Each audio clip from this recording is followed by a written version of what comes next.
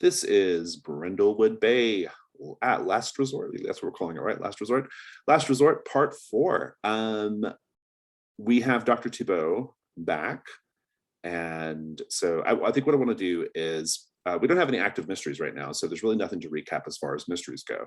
However, we did have a couple of like really key plot points take place last time, or in the last mystery. The first one is that you learned of the biggest one is you learned of the existence of the midwives of the Fragrant Void. You learned about the cult, you learned about their conspiracy.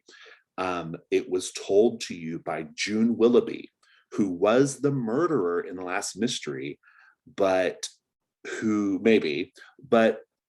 was trying to essentially escape the cult by they basically faked their own death in order to escape the cult. They kind of pretended to be distraught over the murders that they had committed, and so they faked their own death. But in faking their own death, they told one of the Mavens, like, "There's this cult, the Midwives of the Fragrant Void.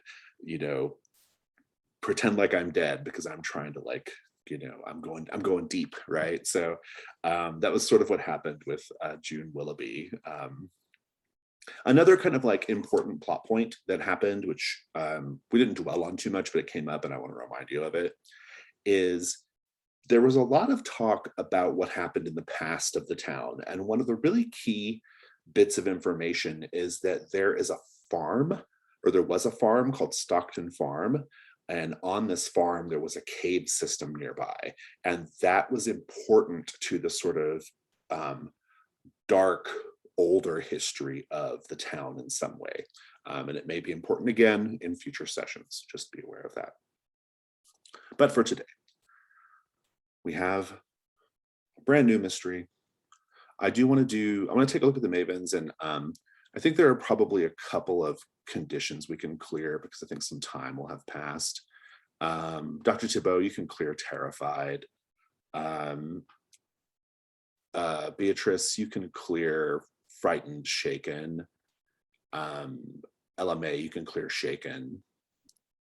And Violet, you can't clear anything. Sorry. You're stuck. So I just want to give you that opportunity there to clear some conditions for free. Can I ask a quick question? Is that part of Brindlewood Bay game mechanics, or is that just sort of you? The GM can always just say clear condition if you wish, or like Okay. if they or the keeper sees fit. Gotcha. But the main way you control doing it is through the cozy move. We'll have a chance to do cozy move during this mystery, but at a real like particular point in the mystery, which I'll make clear once we sort of get going.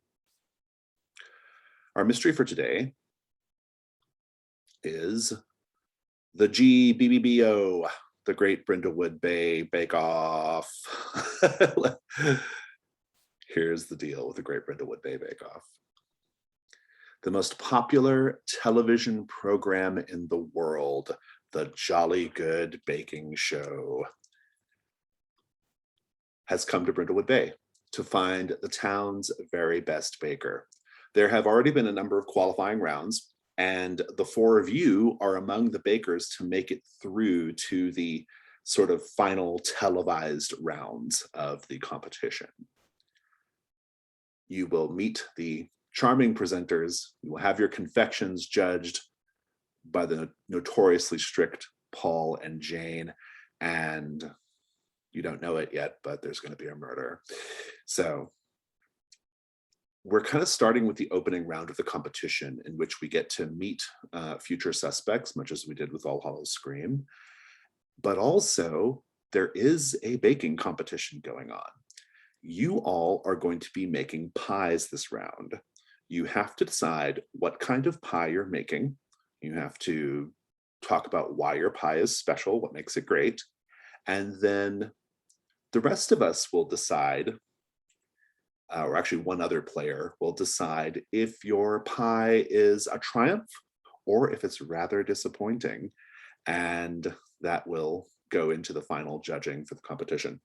After the pie round, there's actually a break because it's the evening, and then you will come back the next day and do the final cake round. So We start with the pie round for now. And let me give you some basics here of sort of what's going on during the sort of filming of the pie round. You have two presenters, Sue Mellon, I'll type that in here, and Timothy Bush. They are going around bothering you basically while you are trying to bake your confections. You are being polite while shushing them off. That's sort of what they're doing. We have a cameraman, Buck. Buck is actually a local. Buck, they tend to get like local crews, and so Buck is here. He's roaming around with the camera. That's who we see there. The judges will occasionally make rounds. They mostly are not there during the baking process, but they are there. We have Paul Riviera, who is steely-eyed, gray-haired, very, very exacting. And we have Jane Leaf. Jane Leaf is very judgmental, but in a sweet way, elderly, quite posh. And you have two other contestants in the round with you as well. Scott Lamb and Melanie Blair. We'll learn more about them later. So there may be other suspects that will turn up, but this is sort of what we see right now. And so I think I just want to go around the table and get a sense of like, just you doing your baking. What does that look like? And you can tell us about your pie now if you want, or you can wait till later. It's up to you. But LMA, what does this look like right now? Ooh, I'm one of those bakers who's coated in flour. Like nobody knows how it got on my face, and like it's like I rubbed my nostrils and there's powder on there. Definitely baking a mocha pecan bourbon pie with a sort of 4 and 20 blackbirds theme. That's what I'm cooking up. I love it. That's great. B, how's your baking going? B is a very precise baker. You see her most often actually toweling off the workstation more than anything else. Like you should see her baking, but it's the exact opposite. Very tidy, very felt like on display. So she needs to be perfect. Everything's in a line. I do not know what kind of pie I'm baking, so come back to me. The Buck is over interviewing an on-the-fly interview with Scott Lamb, one of the contestants. Scott is very organized. He's very fond of bow ties. He's described in the text as a twink. That's how I wrote him. And he famously went home. So here's the thing. He's actually from Great Britain. He's a contestant on the Jolly Good Baking Show from way back. He famously got into an explosive on-air argument with Paul Riviera, and it was a big deal. And so they've brought him here for this as a bit of stunt casting. What they did was they rented an apartment for him in Brindlewood Bay so that they can like legitimately say he's from Brindlewood Bay or he lives in Brindlewood Bay.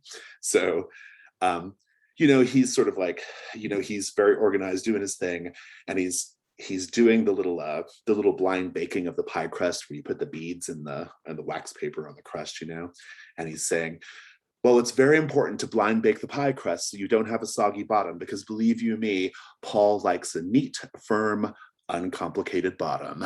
And he slides the pie crust into the oven, and we cut back over to Violet. Violet, how's your baking going? It's going well. I have a cookbook that looks like it's been through it. It's very tiny with like very strange writings that only family members can decipher, with like trigonometry on it and everything. It's going to be an old Dutch recipe for strawberry rhubarb pie. I love it. One of the other contestants, Melanie Blair, she's that classic sort of Jolly Good Baking Show contestant who is like seemingly frazzled all the time, but is actually quite intense, like secretly intense and very good at baking. And you know her, actually. She's lived in Brindlewood Bay all her life.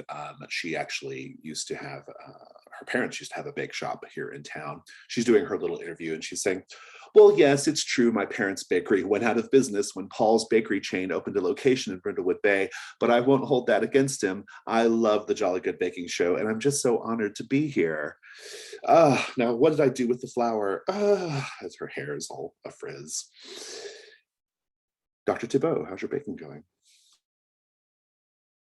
I think Callie is also a very precise baker, but not in the like everything laid out correctly, but she uses a ruler to make sure everything is measured just right. She has a perfectly calibrated scale, and she is making a creamy chicken leek and mushroom pie. Ooh, savory pie, good. All right, we love it. Excuse me. At a certain point, the producer, Heath Hendricks, another suspect, Heath Hendricks comes in and he tells the presenters that it's time to do a time call. And Timothy Bouche, it's his turn to do the time call. So he sort of like bellows out to all of you, bakers, you have 30 minutes remaining in this round. He then pours a glass of water over his head and does an awkward cartwheel for some reason. Meanwhile, everything is just there's a burst of activity, right? Everyone is like, getting extra intense, extra, like harried about it. They play that music that they play when time is running out, dum, dum, dum, dum, dum, dum, dum, dum. All that's going on. Eventually you get down to the 5-minute warning and Sue Mellon calls out, bakers, let us be a warning to you. Only 5 minutes remaining in the pie round. And we're down to 5 minutes. And eventually, dun, dun, dun, dun, dun, dun, dun, dun, dun, step away from your bakes. And it's time for the judging. So, LMA, tell us about your pie again. It's a mocha pecan bourbon pie. And what makes it special is that erupting from the pie on little bamboo skewers are little tiny sugary blackbirds that I made that are kind of bursting forth, almost like an alien erupting from the chest of a horrible person, but more reference to kind of childhood nursery rhymes and things like that. So the way this works is the player to your left on the character sheet gets to decide if your pie is a triumph or rather disappointing. So Drew, is LMA's pie a triumph or rather disappointing? I think it's a triumph. Very good. Paul takes a bite and he's kind of like eyeing you, his steely gaze, being very inscrutable. Like, what does he think? It's half leaf lard and half butter. That's the secret. And he leans back and he extends his hand for a handshake, the legendary Riviera handshake. And everyone's like, yay, in the tent.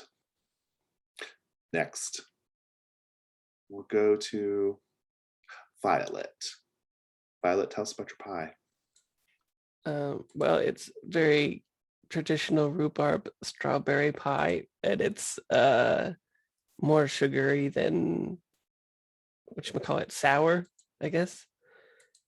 And otherwise, though, I think it looks like there's no aesthetic purposing because the recipe hasn't like called for that in it. She's had to like redo exactly how her grandmother has done it, and aesthetics is not a part of it, so it just looks like a basic ass pie. Well, Brian, is the pie a triumph or rather disappointing? The triumph isn't in the exterior aesthetics of the pie, but in that Violet grows in her yard the very rhubarb and strawberries. And if you see the rhubarb, there are these blood red veins shooting through the stems that are very atypical for the region. And that really is, it's the artisanal personal touch that she brought to the pie that makes it a triumph. Very good. So the judges are tasting your pie, and Jane Leaf very frail, elderly, but very posh older woman. She's tasting it, and she says, "Well, dear, the taste is perfectly adequate, but it does look a bit informal." And Paul says, "I have to disagree. I love it." And it's a success. On measure, I suppose Paul wins out. And but in any case, that's your judging. Let's go over to Dr. Thibault. Tell us about your pie again. A traditional Welsh chicken leek and mushroom pie. Not much to look at, but it is very precisely made. Sarah, is it a triumph or rather disappointing?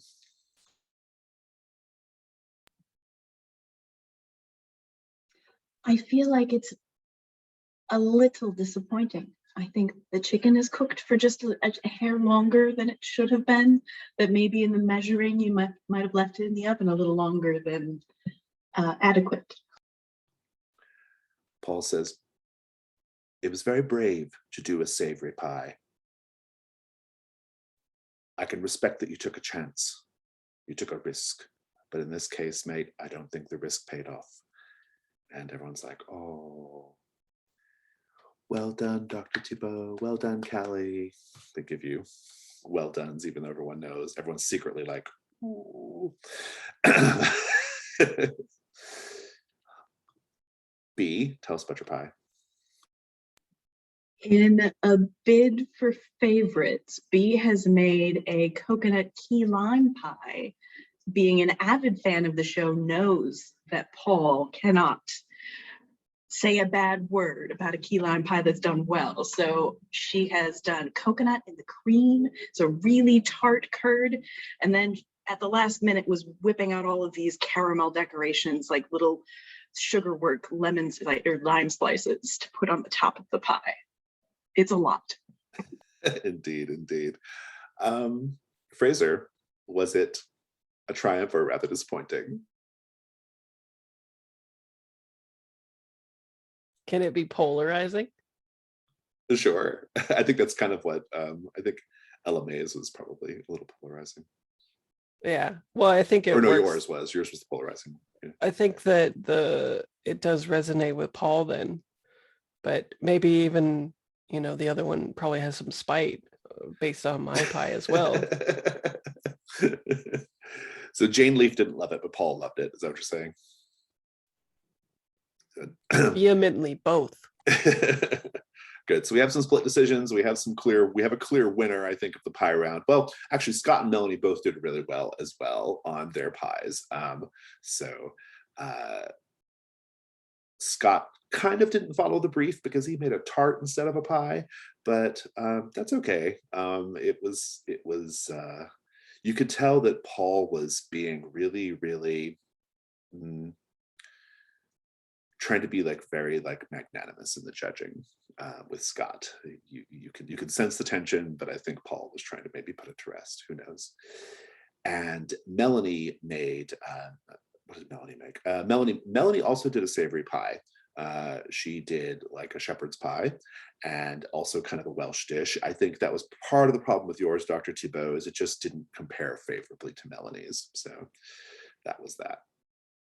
And so the pie round is over. It is dusk, moving on into the evening.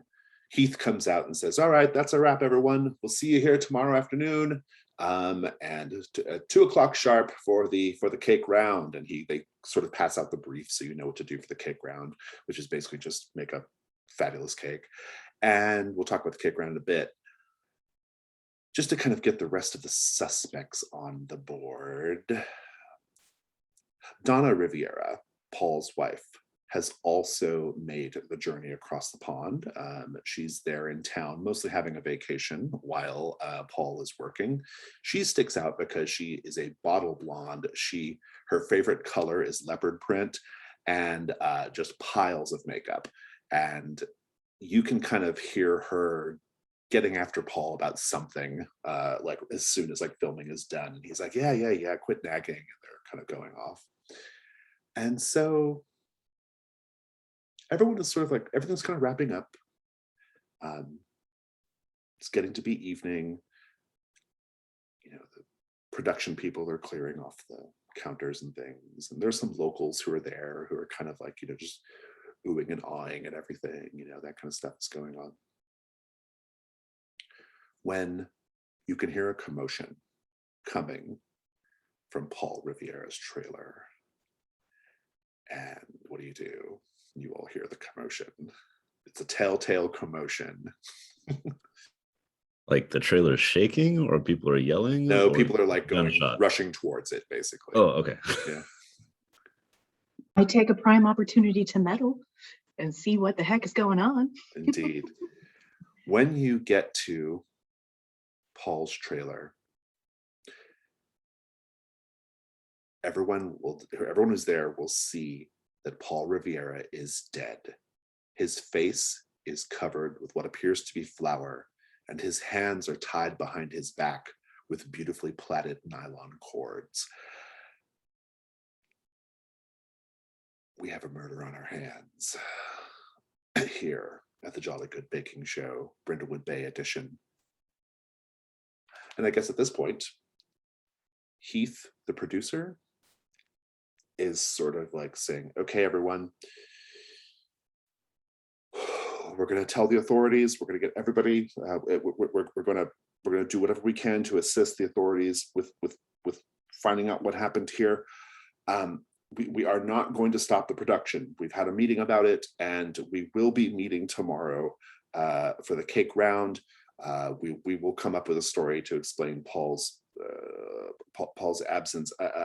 This is all a lot to deal with. Of course, if anyone is too distraught to go on, please just let us know, and we'll try to discourage you from backing out. But we will let you back out if you really feel the need. If you don't have that competitive fire in your belly that would allow you to overcome something like this, then we will make accommodations accordingly, even though it would not be good for the show at all. So with all that said, everyone have a great evening. We are going to go talk to the police. And that's sort of what's going on. Baking. Do I? Bakers keep baking. It seems like some kind of command you hear. Bakers keep baking. Like, exactly. Yeah. Pay no attention to the police. Just keep baking. So it's evening time. The next round is tomorrow. Paul Riviera, the generally considered the star of the show, is quite dead. B, what do you do? Has the producer kind of shuffled us off set and So done away? Like, it's kind of an open set in the sense that people are just kind of like meandering around in and about. I mean, honestly, anybody could have done this, right? But we have our out of character suspects, right? So nobody would like question your presence hanging around the set for a little bit, I don't think. Once Sheriff Dalrymple shows up, things might get a little more complicated. I would look for Paul Riviera's wife, whose name I missed in That would be the... Donna Riviera. Thank you. I would look to see where Donna was and see if I could offer her any comfort of, obviously, she must be in terrible shock. Yeah. So you're poking around and you see that Buck, the local cameraman, is already providing comfort to Donna. You go around the corner and yeah, you see them like pull away as soon as you come around the corner, right? Oh, I'm so sorry. Are we on camera now? I didn't. Donna, I just came to see if you were all right, but I see that, excuse me, I'm so sorry. And then I just kind of bustle away. I don't engage with them. It's just interesting to see their tryst, and that's information. It is information. It's probably a clue, but it's not it's not gonna be a capital C clue, but it is a clue. Well, An inkling. Dr. Thibault, what are you doing right now? As much as she knows she should go home and practice a cake, I think she's going to see if she can get into the trailer. Paul's or one of the presenters or Paul's, judges? sorry. Okay. Yeah. I think getting into the trailer, as long as you do it pretty early, you should be okay. Once Sheriff Dalrymple gets there, it'll be harder. So if you want to just kind of pop in there right now, I think that'll be fine. As you do so, Heath Hendricks, the producer, will say, "Oh, should you be doing that? I don't know. I think it's a crime scene. Don't mess with anything. The police will be here momentarily." I'm a doctor. Oh, all right then. He lets you at it. So what do you do once you're in there? Is the body still It there? is, yeah. He was actually found on his knees, his hands tied behind his back with nylon cords, beautifully plaited nylon cords, and his face covered in powder. Stepping around the body for now, I think she's going to check his baking supplies. Oh, interesting. Like his personal kind of stash or whatever. Yeah, that sounds good. Go ahead and I think he probably has like some things there that he kind of always like has with him. Go ahead and do the meddling move with reason.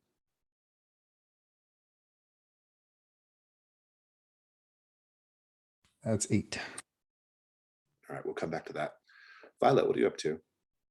I'm going to the props to see if it was the nylon cords were taken from the prop room. So there's not a prop room. However, there is there's the main tent where all the baking happens. And then there's the tent, the judging tent. And the judging tent does have like, kind of like it's like set up to be like a little scene, right? So you can kind of go there, I suppose.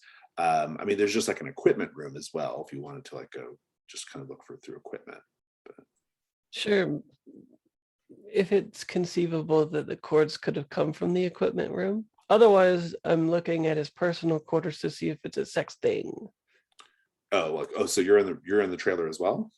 I guess so. If there's no conceivable reason that the cords would have come from the equipment room, which seems unlikely.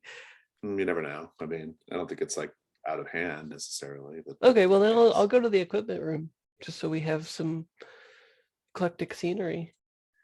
I think when you're kind of going, you go there and it's just another like kind of like it's essentially like a big trailer of its own, right? With all kinds of like, mic equipment and different things, kind of piled up. And as you're kind of going in there up to it, Heath sees you. He's frantically going back and forth. He says, hello,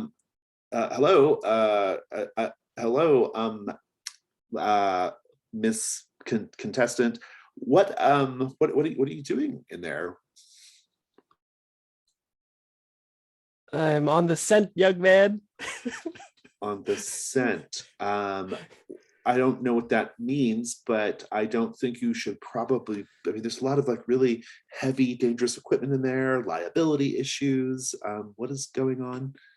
I just was sent here by the producer to look for a certain thing. I'll be. I'm the producer, as it turns out. A different producer. Another producer. Okay. So I don't think. Okay, I'm gonna have to ask you to leave. There might be somebody impersonating you out there. You should look for them. He says, "Okay, all right. Well, I think you are clearly distraught about the incident from earlier this evening, and we have grief counselors on staff. If you need to talk to somebody to help you work through this, please work through it quickly because we need you here tomorrow afternoon, sharp and ready to bake." I'm quite ready. He's shuffling you off away. There's no back door? Not to the trailer, no. LA, what are you up to?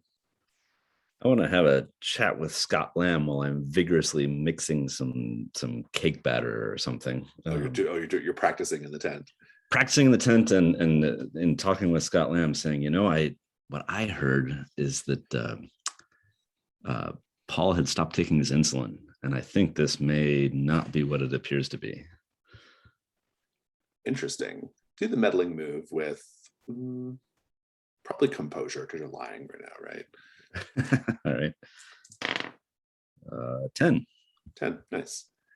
And we will come back to that in a moment. So, B, I owe you a clue. And maybe a complication as well. Or no, B, what do I owe you? B, where are you at right now? I had just stumbled back around the corner, having Oh, that's discovered right. Donna. That's with right. That's Buck. right. I was Yeah. waiting for one of them to like either follow me or disperse. I was I going think- to follow them.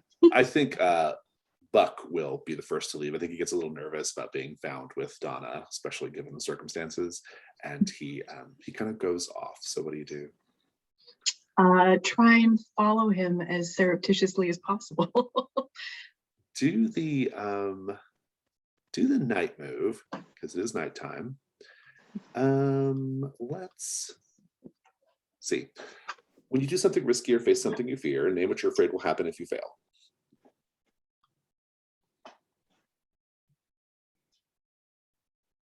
I think that I am afraid that he might turn around and come back at me, and I would startle and have to run off, and I'm not that quick. I have to say how it's worse than you fear. In fact, what will happen is he will turn around and how I say this. He will turn around and he will essentially like push you out of the way and like run, because I think he feels like even if he didn't do anything, what he just got caught doing makes him like a suspect, right? And you'll probably sustain an injury as you fall back. If you want to continue with that, go ahead and roll with, I would say, vitality for sneaking. I will continue and see how this goes. I didn't roll out my dice this morning, so we'll see. Oh, 9. 9. Okay, good. And I think that's all going to go well. We'll come back to that in a moment. So, Dr. Thibault, here's your clue that you discover, because I owe you a clue. You will notice that someone has discarded this sort of like cardboard lid of what appears to be a box of rat poison.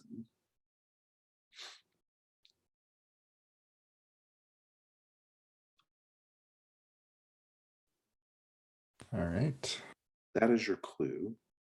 And while that's happening, you will notice that Jane Leaf, the other judge, you'll see out Paul's window of the trailer, out the window, you will see Jane Leaf sneaking as if she's about to sneak into the trailer as well. What do you do? I'm going to hide in the washroom. Oh, nice. Go ahead and do the night move. What are you afraid is going to happen if you fail?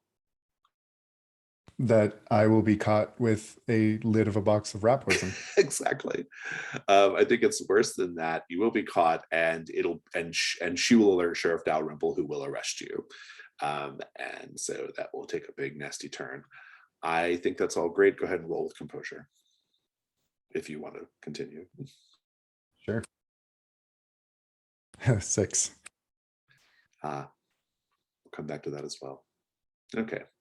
So Violet, you've been shuffled off. And I think I'm going to give you a condition as well. Oh no, you don't have space for it. It will replace the descent, and it's going to be marked by Heath Hendricks. You do have to mark your crown though, or one of your crowns.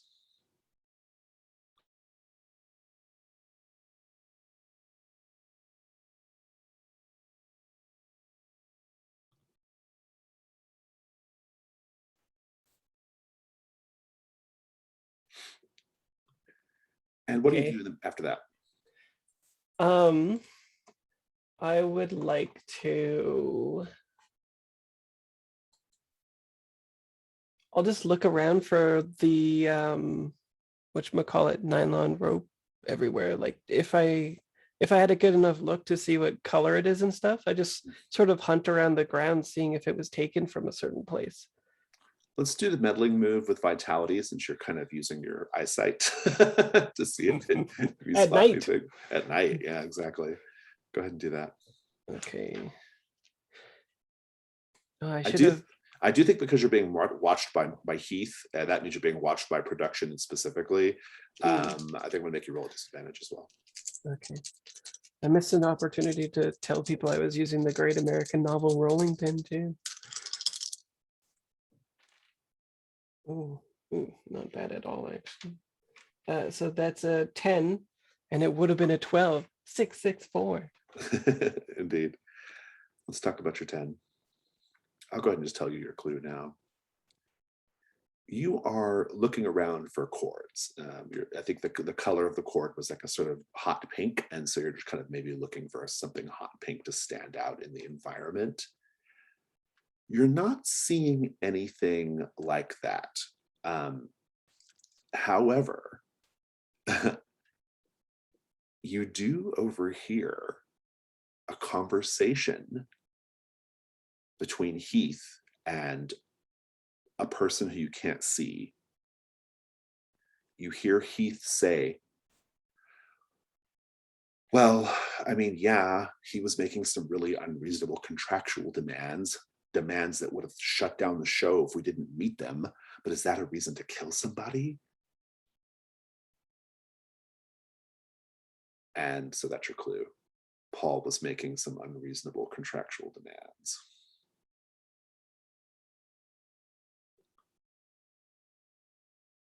Let's cut over to Ella May. Do I owe you a clue, Ella May? I rolled a 10, so I think the answer is yes. And remind me where you were looking again. I'm chatting with Scott Lamb, and that's I right, sort yeah. of threw out the dirt that I heard that Paul wasn't taking his insulin, just to see where Scott was at with this whole, is it a murder or not? Oh yeah, that's your good. beef with Paul. She said, Scott says, oh, let me tell you, Paul Riviera has lots of secrets. I'm actually surprised it took this long for him to turn up dead. I mean, look, yeah, the diabetes might have taken him eventually, but what was really going to take him is his really, really sordid behavior. His marriage to Donna, total sham. I mean, a complete and total sham. The rumors of me and him are true, but I mean, I was never really into him. I mean, yeah, he's a celebrity, but you know, I don't know. He's just, he smiles and says, well, if I tell you something, do you promise you won't reveal it to anyone else? Oh, I am good at keeping secrets. You can tell. I'll clap a little flour caked hand to my cheek and kind of lean in. Well, I was at his apartment. This was about a year ago. I was at his apartment and I was just, you know, I wasn't going through his stuff, but I just happened to find something that he got really, really upset with me when he realized that I'd found them. It appeared to be a stack of love letters from the British Prime Minister, if you can imagine that. That's stunning. I mean, there's celebrity and then there's celebrity. This is different echelons.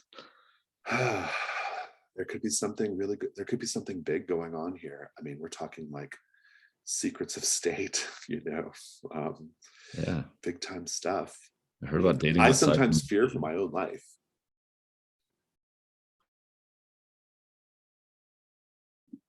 That is absolutely fascinating. That's your clue, though. Yeah, stack of love letters from the Prime Minister. From the British Prime Minister, yeah. By the way, is Paul a British citizen? Paul Riviera? He is, yeah. Yeah. Yeah.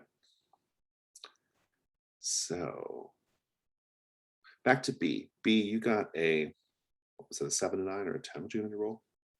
Sorry, I'm a little lost a step today, I feel like. My contrast is gone completely bonkers with the sun. I got rolled a 9. Oh, 9, yeah. So let's read the move to remind ourselves how it's supposed to go. On a 7 to 9, you do it or hold steady, but there's a complication or cost. I'll describe what it looks like. I'm going to just give you a condition for the complication or cost. Pretty straightforward here. I think as you are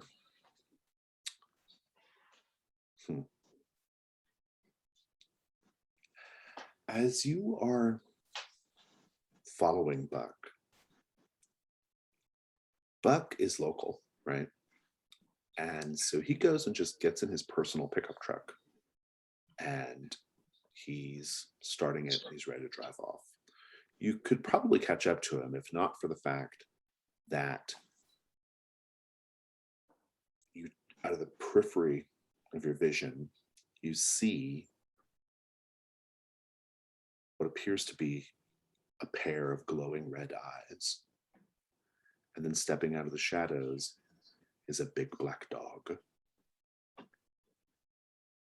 You did successfully follow Buck, however, and you will know that he has taken off in his truck, and you can maybe follow up on that later. Maybe he's just going back home, maybe he's going somewhere else, but his truck stands out because it is like, it's one of these like really like gaudy neon purple flames, you know, kind of like things. So finding Buck isn't too much trouble as long as you know what to look for. But you have this dog. How does it make you feel?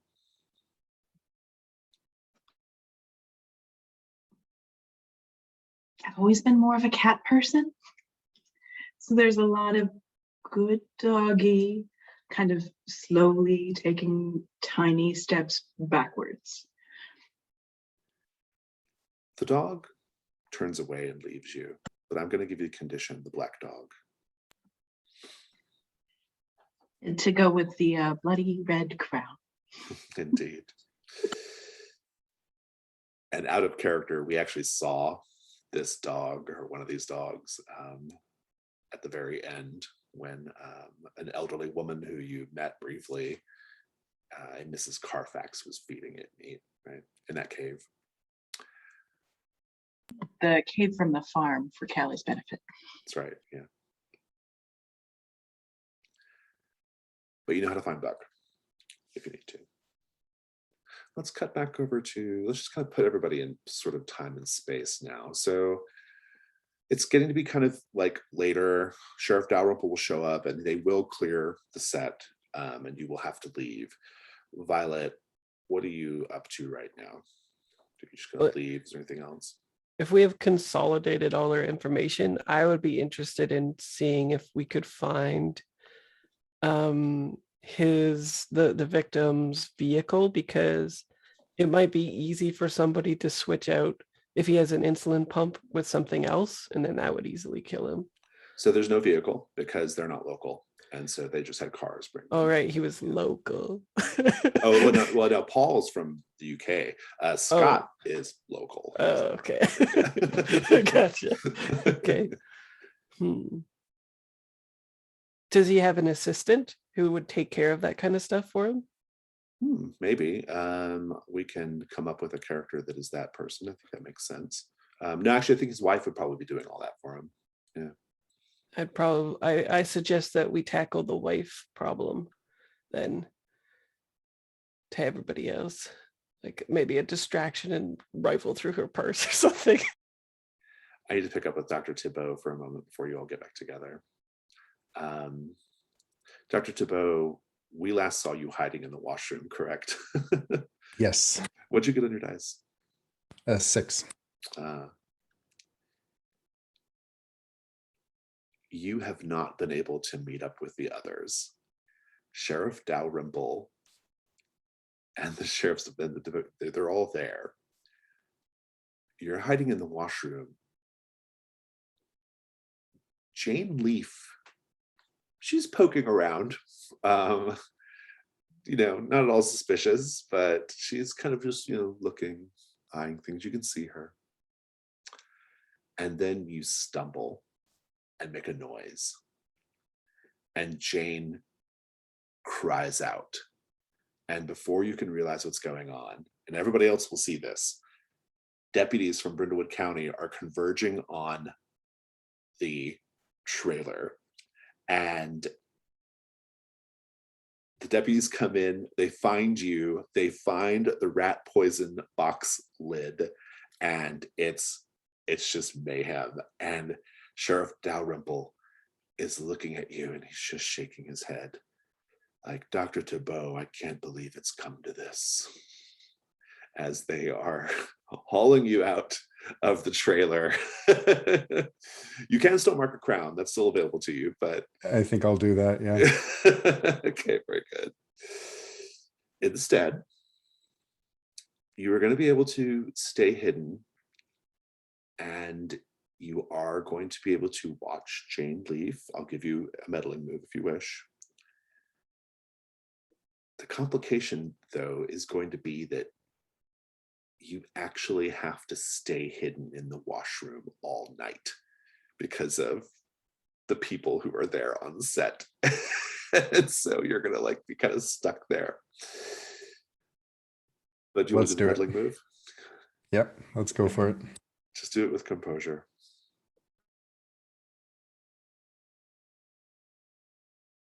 Eight.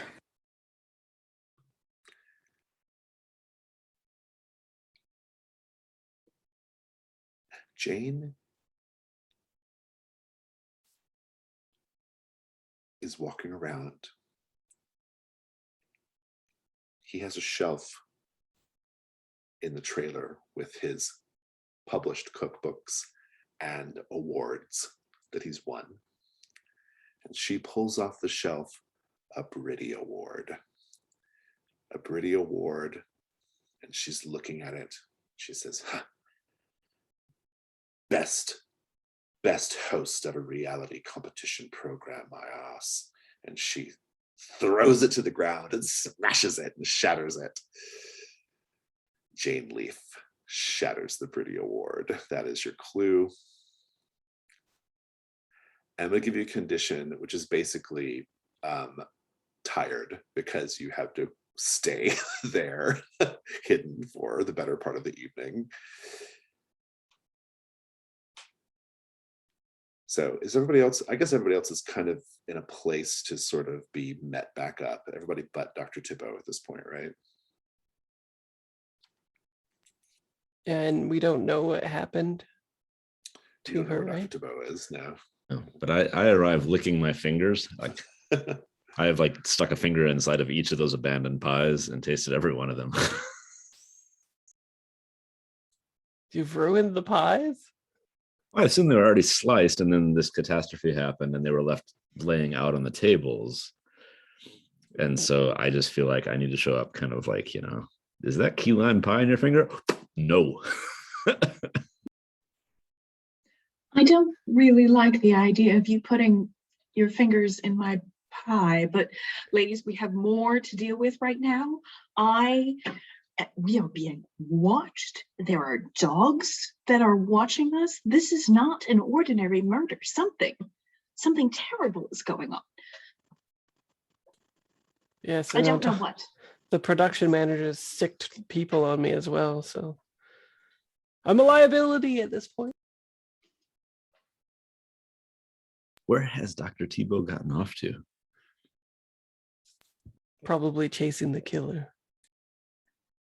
That does seem quite right. But Violet, don't be down on yourself, love. You are by far the most accomplished baker of all of us. I'm sure you have many cake recipes, and this mystery won't distract from the competition at all. I'm sure that you are doubtlessly going to be the winner. Well, I am quite good at cake, but of course, pie is not my forte, as I try to make sure nobody finds out I'm the pie person in Brindlewood Bay. Yes, dear. Yes, of course, playing along with the ruse. But in the meantime, should we go look for Callie? It's not like her to be completely gone like this during a mystery. Sheriff Dalrymple sees you all and he says, nope. This is way too big of a deal, ladies. There are going to be all kinds of eyes on Brindlewood Bay when a celebrity of this magnitude dies in our Sheriff town. Dalrymple, have a bite of this delicious leak. No, thank you, You gotta LMA. have a I will taste of not. this. Just like I try will it out. not be It's amazing. distracted by your elderly charms. This is a closed crime scene.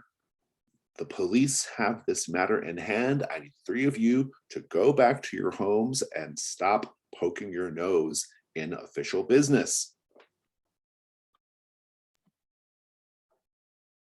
Well, Sheriff, be sure to think of those exact words next time you come asking for help.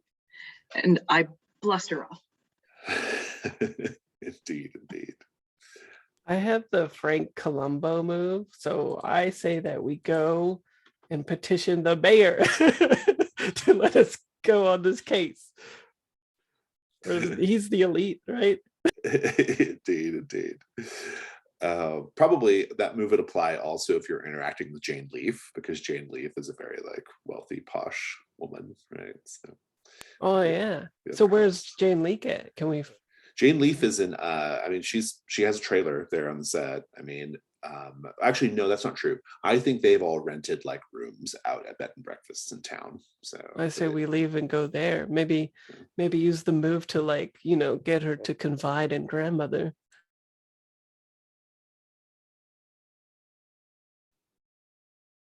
What do you all think? It was your move, dear. I think that she would be a most interesting ally if it was not her that was responsible in the first place. I didn't think, I mean, you've watched the show. I don't think they liked each other much. So I have a quick out of character question before I proceed here. Did the other people have a chance to watch that silent film, or have I only relayed that to them kind of in the interstitial moments between our last scenario and this one? Yeah, unless you specifically hold some information back, you can have told them. Okay, so if you remember that silent film that I found with Sheriff Dalrymple and Gordon Thune investigating and then ultimately like burning down that commune, Brindlewood Bay has just a history of poking around. Like we meddle. That is what we do. You say that to the sheriff? Oh no, I'm kind of whispering that to my confidants here, and then taking another bite of some succulent savory pie with I brought a little to-go dish and my little fork. We have a history of meddling. I say we leave and we tail the what's her face, the person I could use to move on. and then that way also I like the idea of tailing her, because we know that like the sheriff, well, we don't know, but as character or as players, we know that the sheriff seems to be in on like a sort of secret society type deal based on what happened last time, right? Like he kind of helped cover up the disappearance of June, or at least that's what it seemed like. It's unclear. I think it's unclear. Yeah. Oh, okay. Well, anyway, I want to tail her. Tail Jane Leaf? Yeah. Okay. See where she goes. That sounds good to me. So I think we'll kind of like move forward a little bit. We'll leave Dr. Thibault on set by herself. And it sounds like Violet is going to go follow Jane Leaf, and that'll be interesting. We also have our 2 presenters, Sue Mellon and Timothy Bouche. We have Donna Riviera. We have Buck, the cameraman, and Heath, in addition to Melanie Blair and Scott Lamb as well. All of whom, everybody seems to have a motive right now, right? LMA, what are you going to do? Well, I feel like as we are chaperoned off set, I am walking past the trailer with Dr. Thibault ensconced inside the washroom within earshot. And Dr. Thibault can overhear me saying, this chicken leek pie is really quite delicious. I feel like it was sort of underevaluated in the competition. I keep walking along. Yeah, if we're trying to trail Jane Leaf,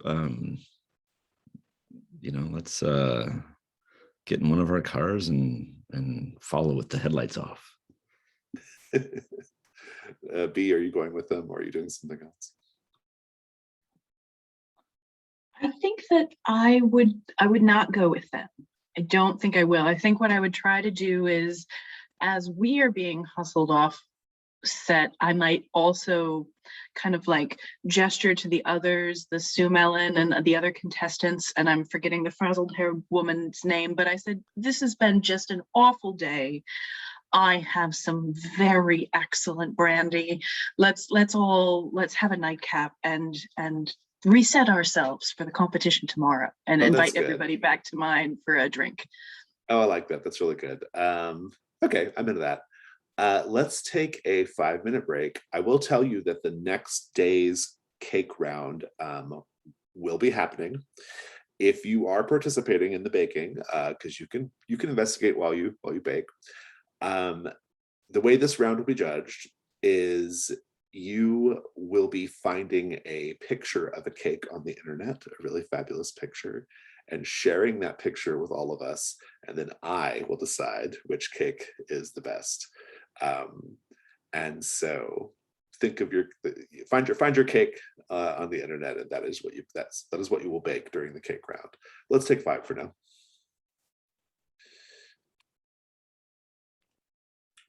Dr. Thibault, it's fairly late. The set is basically cleared out at this point, and you can leave the washroom. I will tell you, if you wanted to poke around a little bit while the place is fairly empty, I'll tell you the other key locations here. We have the judge's tent, which is the aforementioned judge's tent. We have Timothy Bush's trailer, Sue Mellon's trailer, and Jane's trailer. Those are other key areas that might be worth looking into. And then there's also just like sort of general like kind of equipment and things like that, spaces as well. So what do you do once you realize the coast is clear? After seeing what she did, how could she not go to Jane's trailer? Yeah, absolutely. Let's have a little paint the scene here for everyone. What inside Jane's trailer reflects her very posh femininity?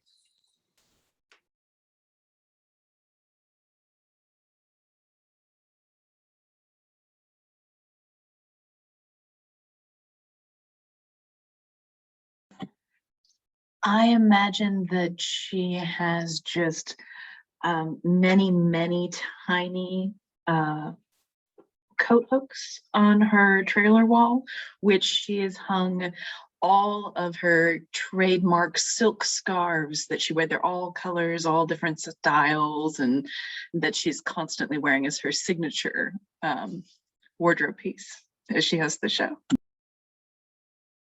Her vanity mirror is like an heirloom that's quite huge and has like gilded, very intricate patterns along the siding. In front of the vanity mirror is a immaculately organized and clearly very expensive collection of like skincare and makeup bottles. I don't quite have the artist in mind yet, but an actual oil painting, like picture John Singer Sargent, kind of elegant, sort of Victorian woman, like that's in her trailer, and it should be in a museum, not here. That's great. I love it. So, Dr. Thibault, what do you do? Does she have any like records or a computer or something that she could poke around? No, there's nothing like that. No, someone does her emails for her, I imagine. No diary? No personal maybe. cookbook? She has a collection of her own cookbooks as well, much as Paul did. I think I'll go poking through there. That sounds good, because they're both published cookbook authors, right? Do the meddling move with reason. 10. You are poking around, and let's see.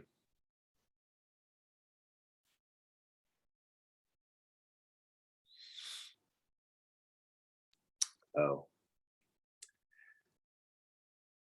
You find tucked in one of the cookbooks, like a bookmark, an envelope with a letter the letter is from the head of the BBC. He is giving Jane Leaf a real dressing down in the letter because of some unauthorized publicity stuff that she was doing last year. And you gather from the contents of the letter, this was in response to Jane being quite jealous of Paul being kind of the star of the show. So she made like some appearances and things that were a little tawdry and not great for the program, a little undignified, say, quiz programs and things like that. And the head of the BBC was very angry with her about this. And, it's a clue. Somebody wants to note that down, that'd be great. Let's go to Violet and Ella May tailing Jane, who is looking pretty juicy as a suspect right now. Jane is being driven to her bed and breakfast that she's staying at. And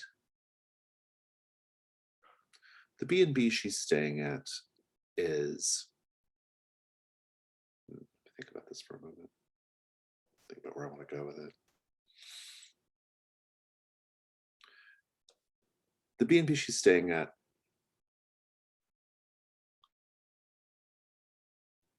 is actually a converted bed and breakfast. It used to be a farmhouse. It used to be Stockton Farms.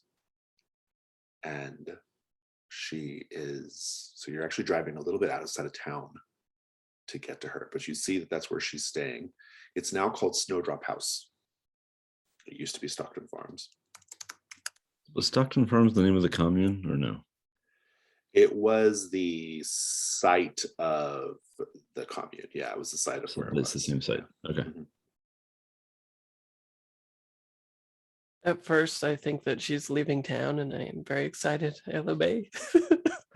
She's skipping the joint. In fact, she's just going about half a mile outside of town to Snowdrop House. Snowdrop House was recently, the farm was very recently purchased and changed into this bed and breakfast by a couple from New York City, the Coles. They brought all their New York City money in and snapped up the land and changed it to what it is now. What do you do once you realize what's going on here? I think we should just rent rooms as well, assuming they have any vacancies. And then that way, people like to spill their guts at brunch the next morning, I'm sure. Or if we get an adjoining room, then we could just listen into her room. She'll probably call somebody and tell them about what happened at the very least. But I'm sitting there with my hands on the steering wheel, casting my eyes to where that cave is nearby. The cave where that film showed "The Child Will Rise" written on the walls. And Violet, you didn't see that film, but I have to tell you, I've got a bad feeling about this place. Well, that just makes it even more suspicious she's headed around here. True, but We're on the right track. Be brave. Steel yourself, Ella. All right. I'm going to make sure I've got Etienne's phone number on speed dial. Etienne, yeah. He can always dive in with the excuse that he's delivering fish. In the middle of the night. Yeah, midnight fish call. That's what people do with fishmongers, right? People do. Indeed. Okay, so sorry, just to catch up again. So Ella May, you're going to the cave? No. If maybe I'm misunderstanding, but I think that this Snowdrop House used to be Stockton Farm, which used to be the commune, and that means the caves are walking distance. They're nearby. Right? Yeah, they're walking distance. Yeah, and so I'm picturing like the initial plan was to drive here with our headlights off, tailing her because we knew the town really well, and I'm picturing that like arrival, me having seen that silent film. Granted, it was 50 years ago or whatever, but it seems in my mind a spooky sight of badness, and Sheriff Dalrymple, before he was sheriff, burned this place to the ground. So this, it A lot doesn't of seem like things a cozy bed and converging right breakfast to now. me. It seems a little more ominous. Yeah, a lot of things converging, definitely. Interesting. Okay, so then what are you doing? We'll probably give her a bit of lead time to check in, and then we'll, like, somewhat as organically as we could do it, we check in next as Okay. well. All right, good. That sounds good. Okay. We'll come back to that. B. Timothy Boosh, Sue Mellon, and the other two contestants, Melanie and Scott, have taken you up on your offer of a nightcap. And so everyone is at your home. Scott actually knows Sue and Timothy really well because he participated in the show back in the UK. Melanie is being a little more guarded because she doesn't know everybody quite as well, although she's a local like you. So there's that. But what does your entertaining look like here? What's going on? I would have put out little cakes and a little brandy, and then just after the first cocktail, thinking that it's mostly eavesdropping on what Scott might be saying to Sue, and just chatting up, obviously, those who don't seem part of the crowd. And I'm hoping to just generate some lubricated gossip. Very good. I like that a lot. Let's talk about Sue and Timothy a little bit. They are, Sue is very boisterous, very punny, as we've already seen. She's a hugger. She hugs you in greeting and in leaving. That's just the kind of person she is. Timothy is weirdly large. He has a very broad sense of humor. He's very gothy.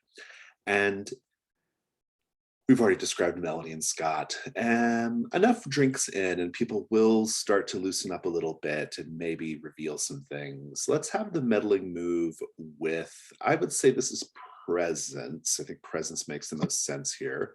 And I don't think anything is really, interestingly, I don't think any of your conditions really apply. So go for it. If anything, I should start a fund, and so we can somehow create this foundation in his honor and start fundraising right now, so I can cozy move my way out of. I'll roll. Oof. 6. Total 6. 6. Interesting. Mhm. Everyone's chatting. Drinks are being passed around, everything's going well. And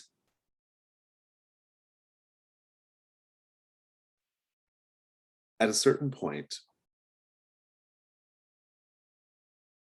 Sue sort of,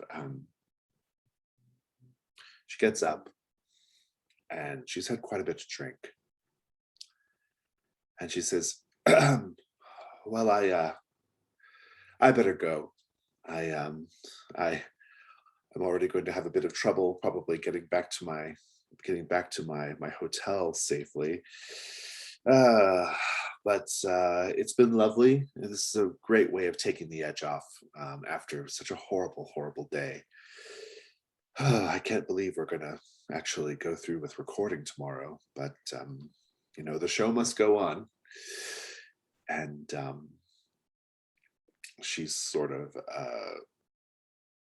she stumbles as she gets up. She's like, "Whoa, hopefully I don't stumble into any trouble on the way back."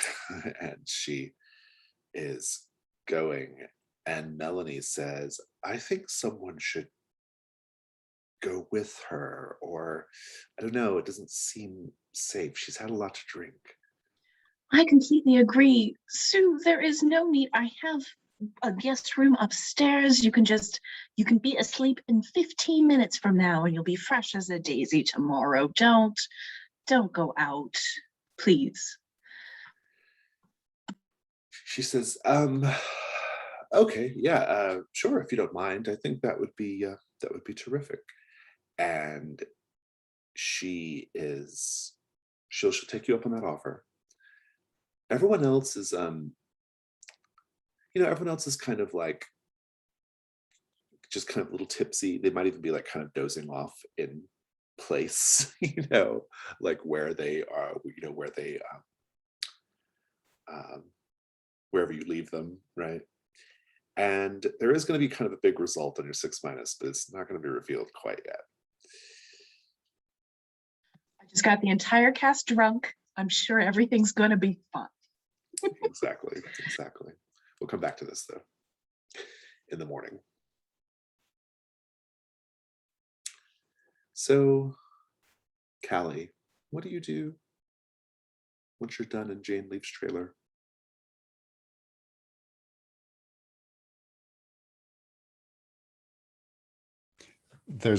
You mentioned a production trailer or van? Yeah. Gonna go poke around there. Yeah, that sounds good to me. Do another meddling move with reason. Ooh, 12. Nice. Let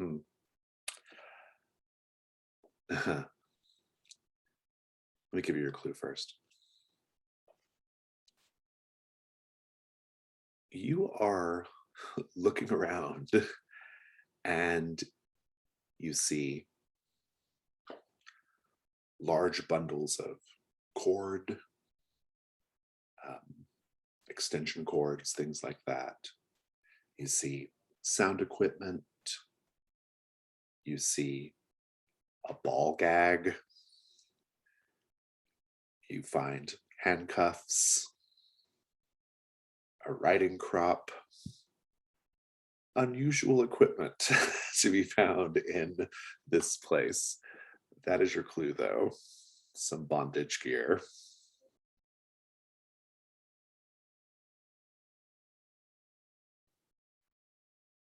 And I think with that, you will, because of your tired condition, I will say that you are heading home, having learned some things. Let's pick back up with Violet and Ella May. You are greeted at the front desk of Snowdrop House by a woman who is wearing a beautiful, like, sort of black, kind of flared Dior skirt, right, with a white top and an apron over it. Very perfectly coiffured, blonde hair. She's in her mid-30s. And she says, "Oh, hello. How can I help you?" Do you have any vacancies tonight? Yes, we do have a room available.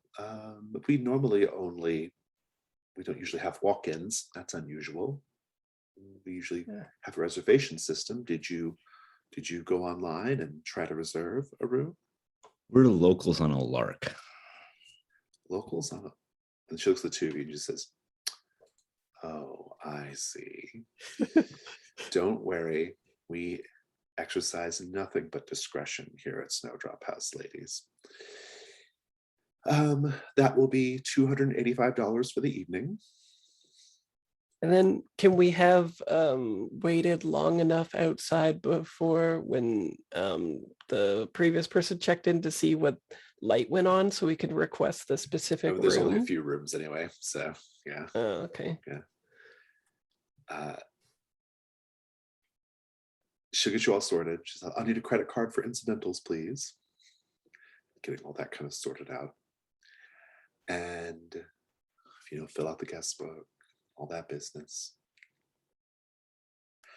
And you'll notice, Ella May, a very, very old woman, even older than you, sitting at a little table in the little lounge area, playing checkers by herself, making the moves on both sides of the board. I don't remember who met Mrs. Carfax last time, but this is Mrs. Carfax. You might know her anyway, just because she's a local. She's lived here forever.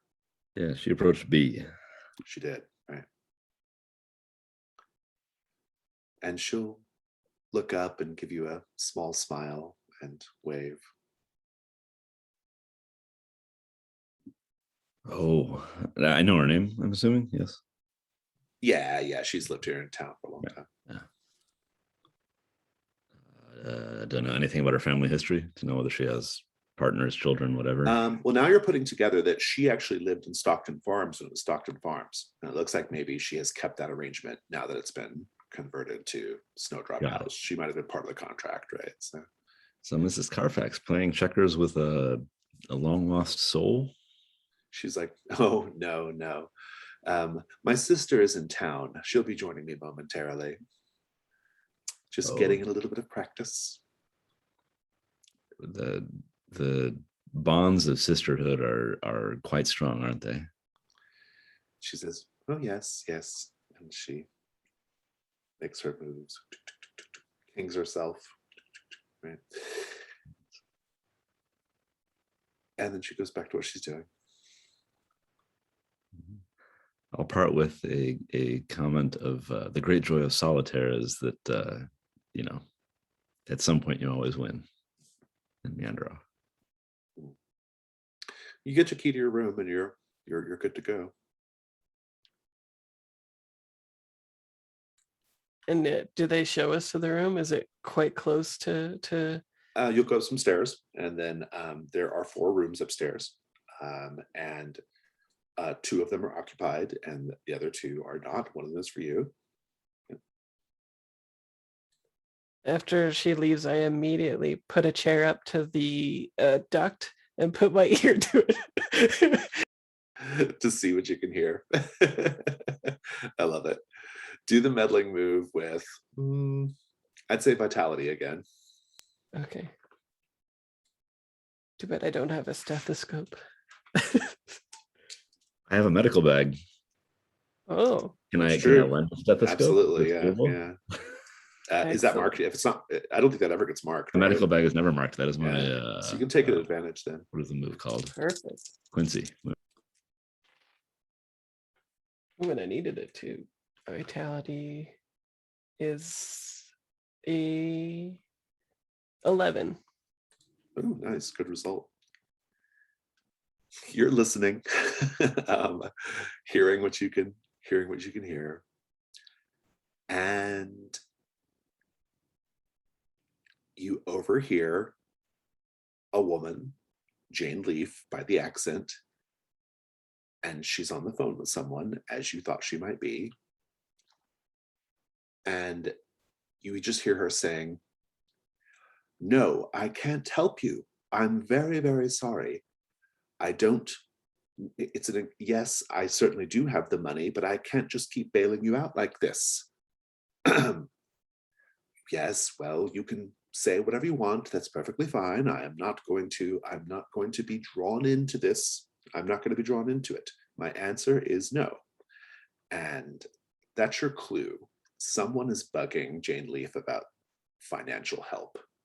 She says, "Now, if you don't mind, I have to go meet my sister."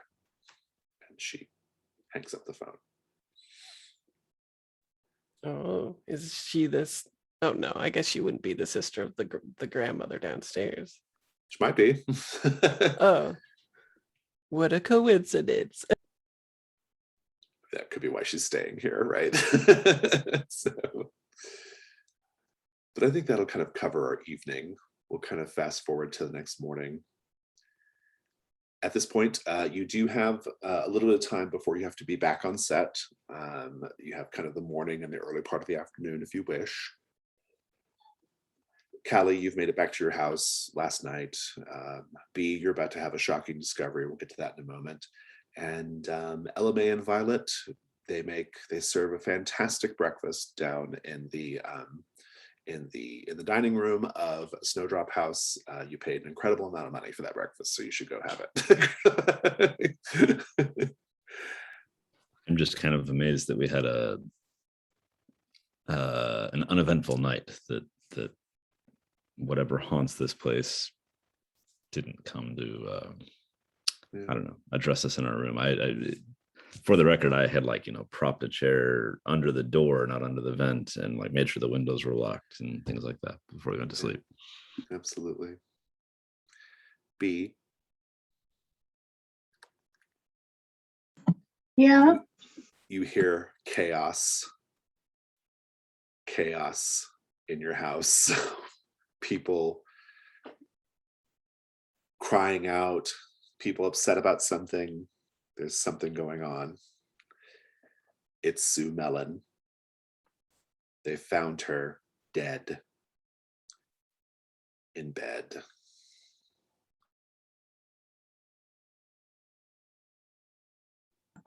Oh my goodness. Oh my goodness. We need to call that unfortunate excuse for a sheriff. This, who saw what happened? Who came in? Why? Everyone is All the there that question was words. there. Like Scott and Melanie did not go home. Timothy did not go Mhm. home. Yep. Yep. Timothy's very quiet. He doesn't say much in general. Scott says, well, no one left last night. Any one of you could have done it. Yes, any one of you could have done it. I think you were the one making drinks for everyone last night and insisting that she stay here. You all saw the state she was in. I couldn't, as a good host, let her go off into the night. What on earth are you suggesting, young man? I'm suggesting that all of this is connected. I think there's something going on. Something's happening. I've heard rumors since I've lived in town here. I'm a Brindlewood Bay local. I've heard rumors about you and your little friends and all your little murder investigations. I think something else is going on. And I just think this is some part of some bigger scheme, some bigger plan. Paul, now Sue, everything else. Well, it's far more likely that you would invent a conspiracy than I, my dear. I have no connection to these people except for he liked my pie. And she made jokes about it, but it wasn't bitter. And yeah, so we'll just leave that there for a moment. Pick back up with Callie. Well, Callie, you've got your morning here. What are you doing right now? I think she kind of drags herself out of bed and immediately is practicing her cake, like still in her nightgown and just frazzle hair, just at it. Nice, good. Maybe a phone call between B and Callie would be appropriate at this point. Why don't we do that? At the moment, you are multitasking 3 different things in your frosting is precisely when B calls you. Too many spoons. Callie will hit the speaker on her phone and say, yes, yes, what? Sue Mellon is dead in my house. And she'll pause and that's unfortunate. It is. It is very much so. I had the other contestants and the hosts, or I guess I don't know what they're called when they just like make jokes about the food, but they were all here for a drink last night and Sue was in no state and I of course offered her a room and I honestly, she's dead and I don't even want to call that miserable excuse for a share. Please help. While Please you're help, on the Callie. phone, Melanie, Scott, and Timothy all like get your attention, B, and they say, we're leaving. And they are turning and they are going. And I think I'm going to give you a condition. Your condition is going to be Guilty until charged. I like that. That's pretty good. I'm gonna we'll keep it a little more open-ended and say that you are suspicious. No, you are a suspect. No, how to frame that? You're always suspicious, but you are being There's a certain amount of suspected. caught in the cookie jar that I want to make work here, and I don't know where the pun is, but Right, yeah. do you pick which condition is replaced? Because I'll have to mark my crown. Yeah, well, so there are the reason why I picked Violet's is because Violet has like a permanent one. Me too. Yeah, so you cannot get rid of Blood Red Crown as long as you have it. I think you should just get rid of being watched because it sort of almost like is a heightened version of that one, right? So yeah, okay. Yeah. Under suspicion is your condition, and you must mark the crown as well. So let's keep this conversation going. The three people who are most likely to have done this are leaving and possibly going to get the authorities. What's going on here? Callie will say, all right, do what you can to keep the others there. I will be on my way as soon as I get pants on. Oh, dear, I thought you were practicing your cakes. I am. Of course. Yep, that's exactly how this morning is going. I will see you soon. And I will hang up the phone and say, no. Everyone, you may not leave my house. We are going to have some eggs and we are going to wait for the authorities. You may not leave. And Timothy says, I like eggs. And he goes and sits down. That's a good man, Timothy. Melanie and Scott seem a little less convinced, and Scott just like sulks in the corner. And Melanie says, do you need any help?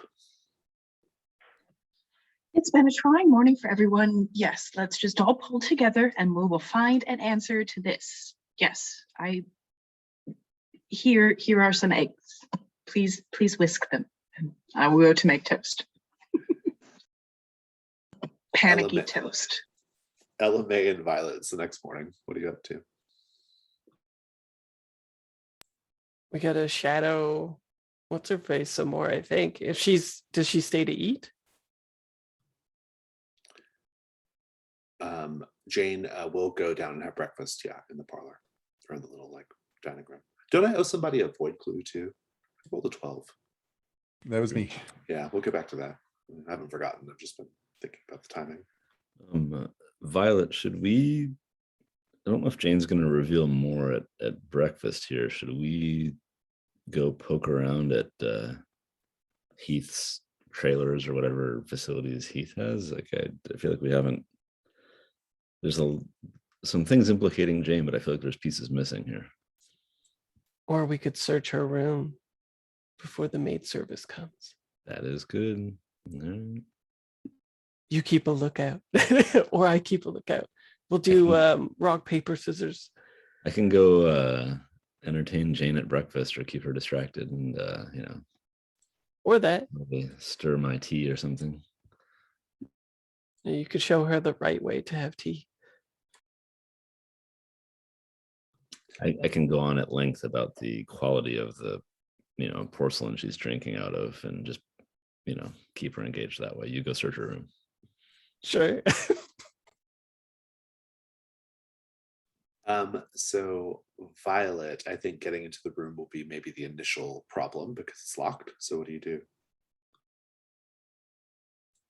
If there's a maid, I'd pull the old, I forgot my card. So there's a key and you say you forgot your key. It will be that woman who met you last night, the proprietor of the place. She's there, still dressed like very beautifully, like a mid-century, like kind of glamour, but with her little apron over it. And she has her little dainty cleaning cart that she's pushing, along the hall. And what do you say to her? Ooh, I know. So can I do the Columbo move and how she underestimates me? Yeah, she's quite rich. Yeah. And how she underestimates me is that I'm friends with what's her, Joan? Is that her name? Jane Leaf. Jane Leaf. And she sent me up here to get her purse that she forgot, and she'll need that to pay. Oh no, she wouldn't need that to pay. She just needs her purse. So it says something about you causes the elite of society to not take you too seriously. It only applies to the meddling move, but I do think it will be a good justification for getting inside the room. So I'll take that. But what is it about you that makes her not take you seriously? Like you're not a threat? Probably the fact that I'm just babbling on and on and on. Okay, all right. She says, well, that's a little irregular, but yes, I suppose that's okay. Just be quick about it. She goes and unlocks the door and lets you in. And if you want to take the meddling move with the if you want to do the meddling move really quickly while you're in the room, that to maybe see if you can find something, you can find something extra with Frank Colombo. So Excellent. it would be with composure though, since you have to work quick. Sure. Composure, I have +1. Is 6, 7, 8, 9, 10. Very good. And according to the Frank Colombo move, you once per session you do this and you find an additional clue. So there you go. So yeah, you're gonna get some good stuff. We'll come back to that in a moment though. I do want to pick up with LMA though. LMA, you said you went down there and you're keeping her busy. How's that going? That's a great question. So Jane, I mean, you've been at this with Paul for, it feels like a decade now, co-hosting this show. Does it feel liberating? Is the show going to end? Where do we go from here? What happens to the Bake Off? She says, well, she's there with Mrs. Carfax. They are sisters. She says, well, it is a dreadful thing. I stiff up a lip and all that. The show will be fine. I'm sure they'll find someone to replace poor Paul. But, well, it's just dreadful to think about. I can't imagine why anybody would want to hurt him. Neither can I.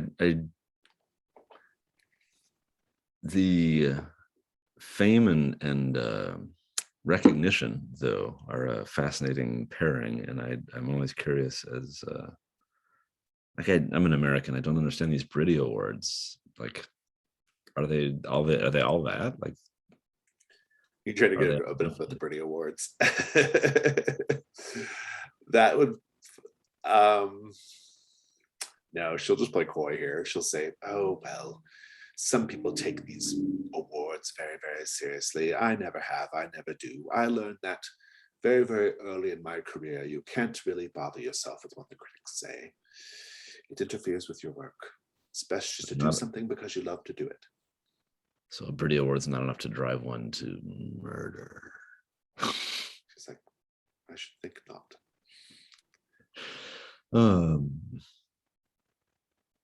That feels like a good cut. Okay. Callie, I do owe you a void clue.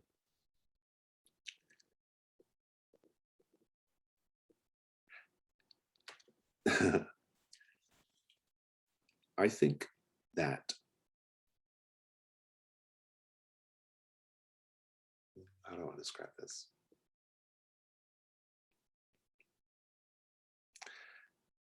You've just finished your test run cake, right? And you go to slice into it after it's cooled off to see how it turned out. And as soon as the knife cuts through the cake, past the frosting, to the first layer of sponge, a large cockroach crawls out and skitters up the knife. Do you keep cutting? Oh no, that knife is halfway across the counter.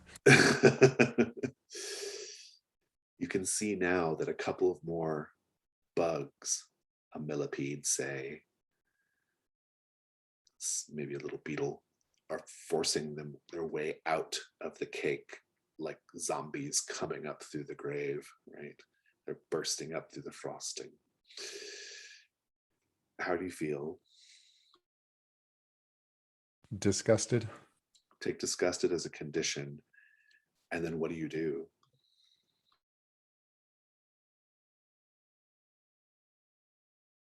She's going to just, as careful as she can, she's going to just take the tray that the cake is on and just dump the whole thing in her garbage can and pull out the bag and just take it right out. As you go outside, you are met on the sidewalk by Ella May's friend, Etienne Beauregard, the fishmonger. He says, "Oh, hello, Dr. Thibault, correct?" Yes, Mr. Beauregard. Yes, yes. Yeah, that's right. I'm sort of seeing your friend Ella May. I've heard, yes.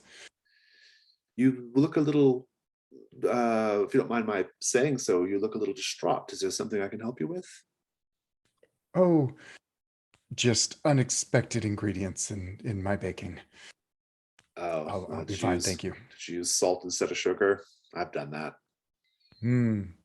Indeed, something like that. Well, it was nice to see you. Yes, good to see you. Have you spoken to Ella May recently? Oh, no. Well, actually, I haven't heard from her in the last day or two. Well, since you're here, well, do you know what she's up to? What's going on? I don't. We got separated last night, and I was just wondering if you'd heard anything. Oh yeah, how's the baking show going? Right, the Jolly Good Baking Show. Is that where are you there too? Right? Yes, very exciting. Oh, I get it now. The cake. Oh, you're practicing. Yes. Well, good luck. I'm rooting for Ella May, of course, but Naturally. And you are doing what here in front of my house? oh, I was just walking by, Ah, of course. about to head to work. Apologies, it's been a long night. And we'll cut the scene there. Make a little note of your boy clue.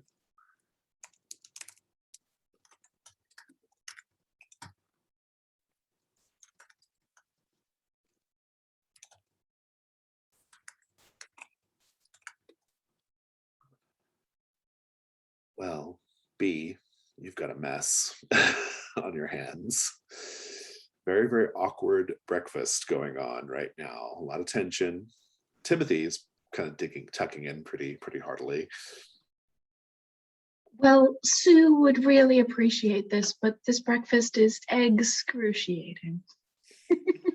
Everyone kind of rolls their eyes. Like Scott says, "Is this really the time for jokes?" I don't know what to do. One of you is a murderer in my own house, and I'm feeding you breakfast. We are waiting for the police, and that is that. We don't have time for this. Listen. We should wait until after the show, and then get the police involved. I don't want things to be disrupted. I'm on my game. I'm winning this competition. I need to be there, and I can't spend the whole day at the police station. And Melanie says, "I agree. I think we should go. I think we should just make up a story about something that happened to Sue, and then we'll mention that she's dead later." You're both obviously guilty. Timothy says, "I've never hosted the show on my own. I wouldn't even know what to do." I'll host it for you, with you, dear. Just taking his hand while he's eating some eggs. Not suspicious of him at all, but these contestants that continuously try and leave my home are obviously guilty. I am having none of it, and I'm using all of my social graces and shoehorning them to staying until I have already previously called the sheriff. He must arrive and deal with this. Melanie says, I mean, what's the harm in waiting a few extra hours? There's no harm in it. Your cake couldn't possibly be that good, my dear. Sheriff Dalrymple does pull up, and I think maybe no one has told him exactly what he's gonna find, just that like he needs to be there. I, in a harumph, just told him to get over here and Right. told him none of the details. He's at the door and he says, "So what's going on, B?" Yet another person on this godforsaken baking show has died, this time in my own home. Scott and Melanie go, "Oh, isn't that funny? No one's died. she's just being a doddering old woman. We have to get down there. We were actually hoping that you could give us a little police escort over to the show because, well, we're all a little exhausted. We had kind of a long night, and well, it would just be so great. And Sure. the sheriff's like, oh, I don't have time for this. One of the biggest celebrities in the world was killed, murdered in our town. Who has time for any of this? I don't have time for any of this. No time for japes and jokes. Yes, you're well known for your japes, aren't you? Fine. Well, then I guess we shall just bake. And I look at Timothy to see if he's going to cast a word in to this conversation or just sit there sullenly. He says, I'm going to have to do the time calls by myself. I can already start to feel the pressure. Yes. So, Sheriff, you're not curious about why he has to do the time calls by himself, and we should just all go to the studio then. Everyone, let's just go. And I guess I will frantically text the rest of the ladies with 2 fingers the entire time that we are in the drive to the studio. I'll try the OMG like the kids like to do. The sheriff just goes, oh, I don't know what's going on. Yes, I'll give you a police escort to the studio, or to the lot, or to the set. Yeah. So he's like, and as everyone's kind of peeling off, he kind of pulls you aside and he says, B, what's going on? Why is everybody acting so strangely? I think one of them's a murderer, but you don't seem to be bothered. So I guess we'll just obviously, go. one of them is potentially a murderer. I mean, An additional murderer. 2 times a murderer. Dos murderosos. and he says, oh, all right. What is going on? What happened? Sue is dead upstairs. I don't know how she died.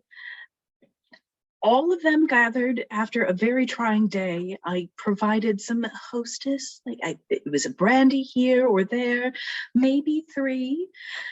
And she looked too drunk to go home on her own. So I invited everyone to stay, and we all wake up for breakfast this morning and she is dead in bed. And I hear the commotion downstairs. One of them must have done both the murders. He's kind of looking at you and he says, and yet you invited them all back to your house. Yes. Let's get everybody to the set. I'll come back and take a look. I'll get somebody to come grab this body, and I guess we'll take him to the cold storage at the fish market. I'm not sure what to do at this point. Yes, that does seem to be the most professional thing to do. Oh, our statistics are going straight into the toilet, I tell you. And he just wearily sighs and will get you all to set, because it's very important for Brindlewood Bay that this program go off okay, right? And so I have texted LMA saying, grab your fish man. There's another body. I have texted Callie, change of scenery. We're all going to set. And Violet, I have also texted saying, good luck today, sweetie. Indeed, indeed. Well, LMA and Violet, anything else to do at Snowdrop House before you head over to set? Or you get to the tent? I don't think so. LMA? Should we go look in that cave and see if those words are still written there? It's daytime. It feels a little less trepidatious. Yeah. It's up to you. What if we miss the bake-off? Ooh, that's a good point. That's a good point. Yeah, how soon do we do on set? Pretty soon. Oh, we got to drive. Get in the car quick. I don't know how to bake a cake. I got to figure it out. You punch the dough down, right? I remember that part. I've never seen you push the Volvo this fast before, Ella. Very good. Very good. Fishtailing around corners. We'll come back in 5. We'll do the cake round. Everyone is at their little bake station, ready for the cake round. Standing at the front of the tent is Timothy and Jane only. Timothy says, regrettably, Paul and Sue have both come down feeling a little ill and won't be able to participate in the final round, but we're going to keep calm and carry on without them. And so, bakers, on your mark, get set.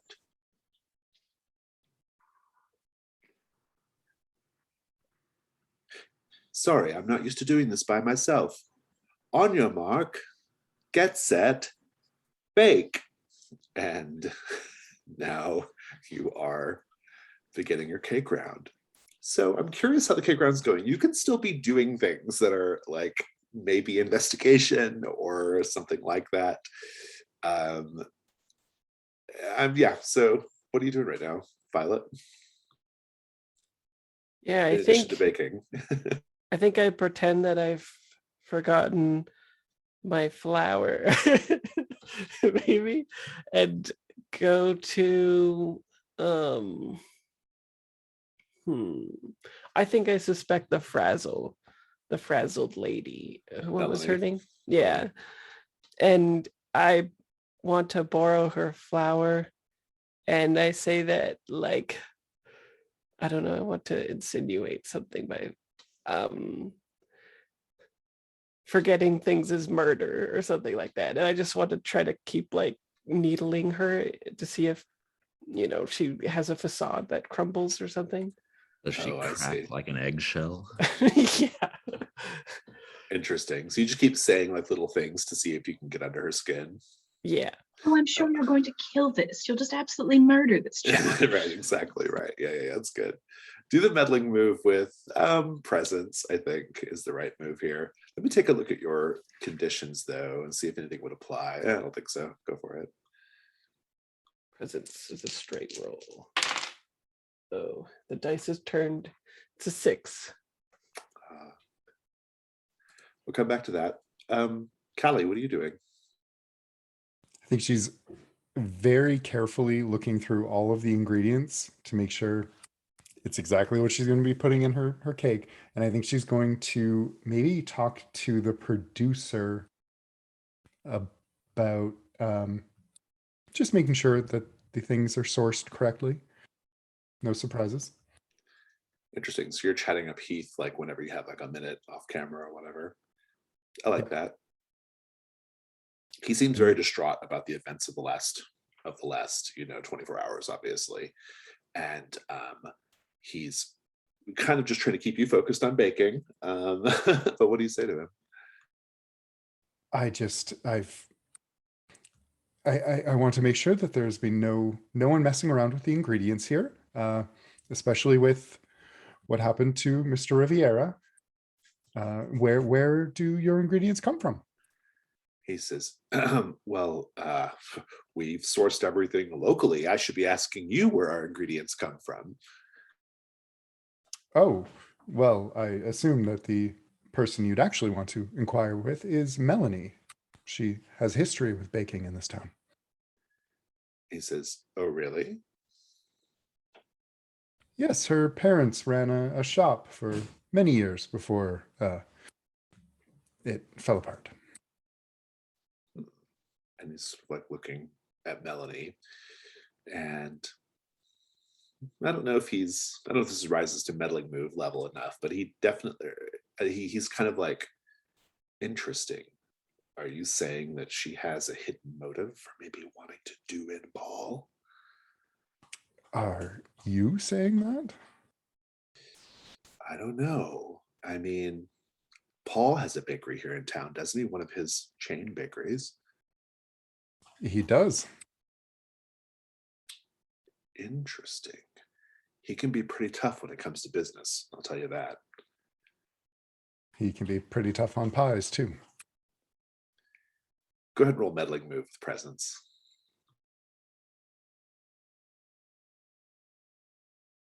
7. We'll come back to that. Ella May, what are you doing? I feel like I need to butter up Buck, our cameraman, perhaps literally in this case. Be like, oh, I'm sure holding that camera rig all day, that leaves you a little hungry, and I could use a secondary opinion on this batter I've got, and like give him a little mixer wand to like take a little taste of it and get his opinion on the recipe I'm making. So he sets the camera down, and Buck, he's a local. You might or might not know him, but he's certainly he definitely doesn't have the same sort of let's say refinement as some of the other folks here in the production. Think he's wearing kind of like a lumberjack, kind of shirt with the chest open, like exposing his chest, and sleeves rolled up. He's wearing a beanie cap, a little bit like Etienne wears, and he's got like a cigarette behind his ear for later. Buck, I'm sure as a cameraman, your eyes see all. Like this is what you do. What have you seen here on set that might help us understand better what has put a small stain on Brindlewood, bringing yet another murder to our doorsteps? He says, well, I really couldn't say. I find this whole situation to be so unbearably tragic. The Jolly Good Baking Show is one of the few lights we have in this dark, dismal world. Tell me another show that can bring people together like this one can, young and old, rich and poor. It's something we can all agree on, And now that Paul is gone, it will never be the same. That light is just a little bit dimmer now.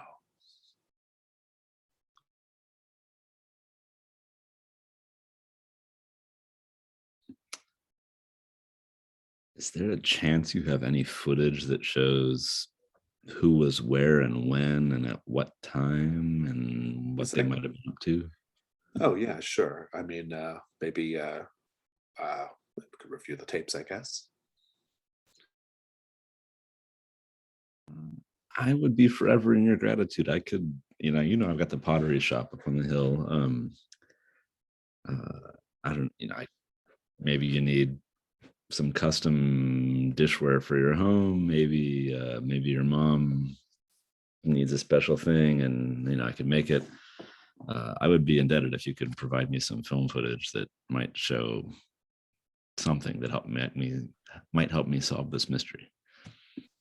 Sort of, he gets a little nervous. Says, "Well, I'm probably not supposed to take you back to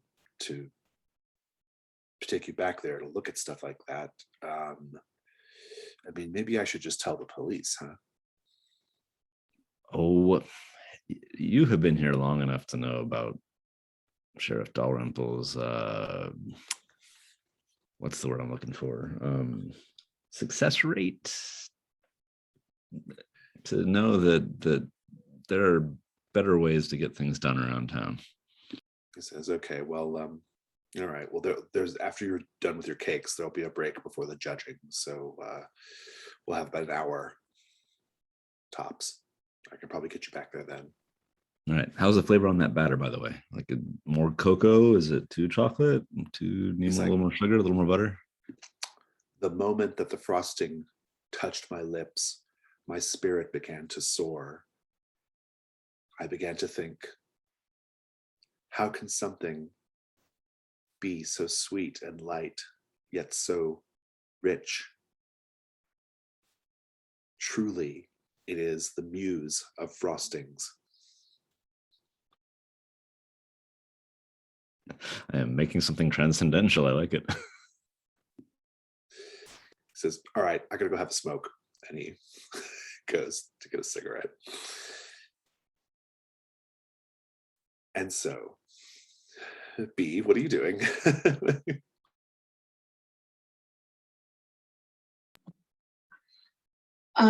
While I am making my cake, I am also leaning behind myself or turning around as often as I can to engage Scott in conversation in hushed tones when we know the camera is not quite on us, trying to further the I can't believe this situation, please, you have to help me.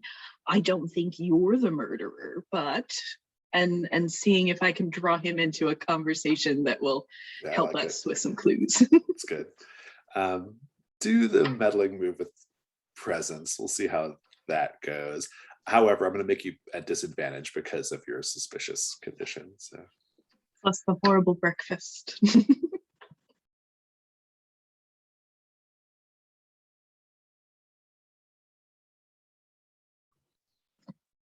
Disadvantage with presence?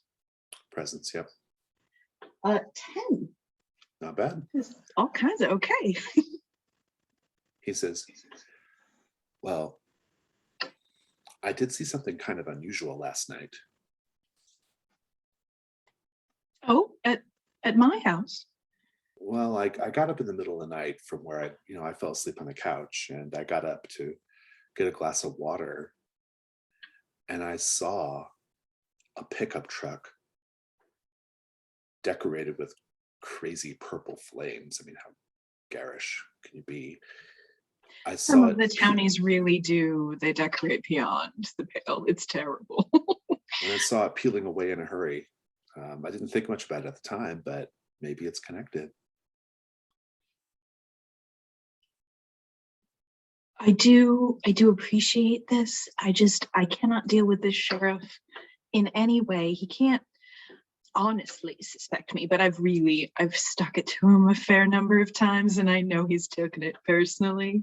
I think that he might be I appreciate the evidence. Thank you. And then go back to whisking vigorously my buttercream. Very good. Callie, you had a die roll on the table, right? Yes, a 7. Ah, that's right. And you were, remind me what you were doing. You were chatting with Melanie, right? No, with the producer. Oh, the producer. That's right. Yeah. You were kind of like casting, sort of like, keep an eye on Melanie, right? Kind of thing. A little bit. Yeah. Interesting.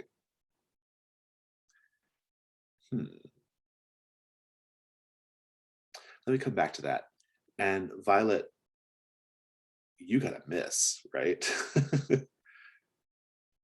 Oh, yes. I can't believe it didn't work. Yeah.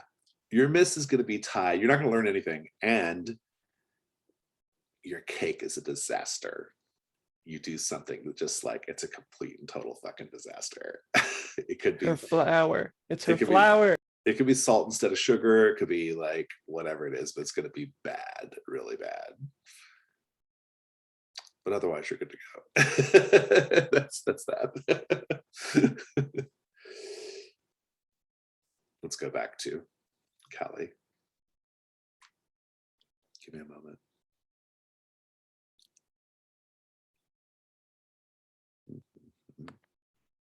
So he had just been talking about like how aggressive Paul was about business, right?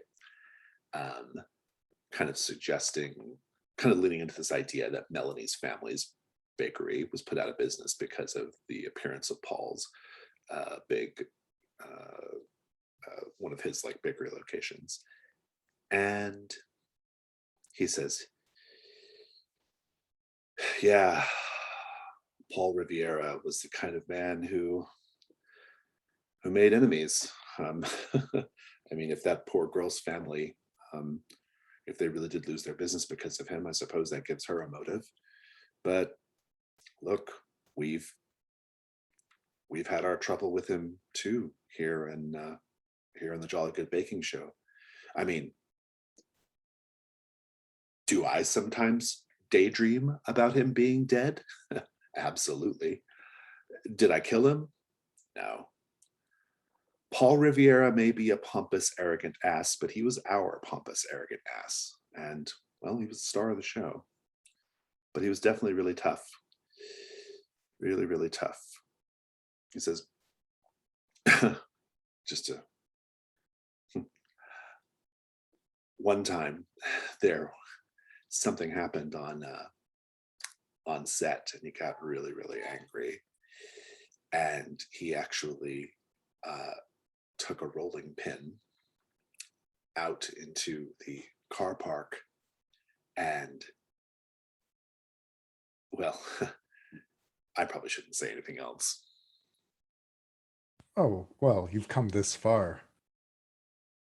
Well, let's just say Jane and Paul had a little bit of tension, and they had an argument on set, and he took a rolling pin and he smashed in the headlights and windows of her car. Well, that is not behavior of someone of Paul's stature. Here's your complication. You've let your cook time go over. You've lost track of it. You realize that your timer's been going off for some time now, and there is a smoldering mess in your oven. Probably putting you out of contention for winning the competition. That glaze will cover a lot of mistakes.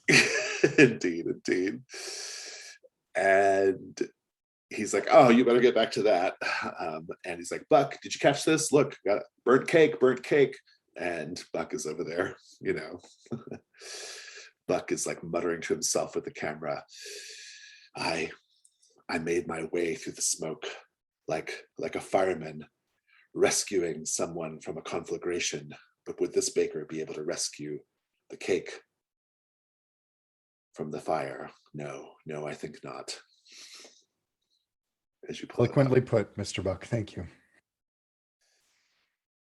Well, the baking is done. It's not quite yet time for judging. There's about an hour to kill before judging. We know what LMA is doing.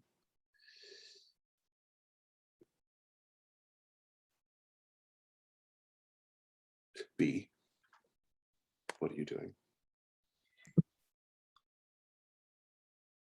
I think I spent the last half an hour of my bake trying to theorize how on earth everyone has possibly died. Very preoccupied with Sue being dead in my house. I think top of mind, I'm just very eager to solve the mystery. So I might gather the ladies in a coffee clutch kind of corner of the show so we could throw out a few ideas before the end of the break. Do you want to give LMA a chance to look at footage first? I feel like she could if she, like, I could wave over and, you know. LMA, did you want to look at footage first? I'm at this point, as many clues as we can gather is sort of what I'm. Do that. interested in. Violet, what are you going to do during the break? Can I tell that my cake is going to be ruined? Not yet, because you're not allowed to taste it, because you can't taste it once it's baked, right? Because you can't cut into it. Oh, So you don't know yet. Okay. Oh, can I do the cozy move in this thing where I confide how, like, for intimacy, I want to be very neurotic about my cake and how worried I am that it won't come out right and everything? Yeah, that's good. And baking is kind of happening anyway. So yeah, that's Yeah. good. Who's that going to be with? It would be. Okay. Let's just have that scene first. Go for it. I come over all hot and bothered to spill what Scott has told me, and you don't even know the murder victims yet, but I see how distraught she looks at the state of the end of her bake, and I just, dear, are you all right? Is that, oh, Well, did it? I don't think it's rising quite right. Well, no, it had a good height when I looked over. It didn't peak or anything. Well, you know how my mother always said you have to concentrate on one task. You can't have your head in the clouds while you're baking. Well, I went over and nabbed some flour that you didn't even need from Melanie, I think her name is. And that, it put me off my game. And also it didn't even shake her a bit. She was as No. frazzled as she always was. It was impossible to tell if she was more frazzled or not. Well, you remember her father. He was always ever in a tizzy. I think that sort of behavior is genetic, but also obviously well earned. You're not going to rattle an already rattled person. Well, I tried anyway. How much is there a gap of frazzle to right? As ever, your descriptions are just so colorful. But I'm sure your cake is going to be lovely. All of your bakes are quite excellent. I think that everything is going to be okay. You are in your element. Much like Scott, who told me that apparently, oh, by the way, Sue, she's not sick. She's dead like Paul. Like they both, she died last night in my house. They were all there, Scott and the frazzled one, Melanie, and Sue and Timothy, who seems quite, I think he's a bit dull, truthfully. But somebody murdered her. When we all woke up, she was dead in bed. I made them all breakfast. The sheriff hates me more than usual. Did Sue also die from, Well, she wasn't covered with flour or anything. I think it was just she was. I would have had LMA investigate, but the fact that we went on with filming any of this is frankly disgraceful. There's got to be some critique of capitalism in this. Well, always, dear, always. Always. But I'm sure your cake's going to turn out fine. I hope so. I mean, you clearly are in your element. You got the information, and your cake is looking prime.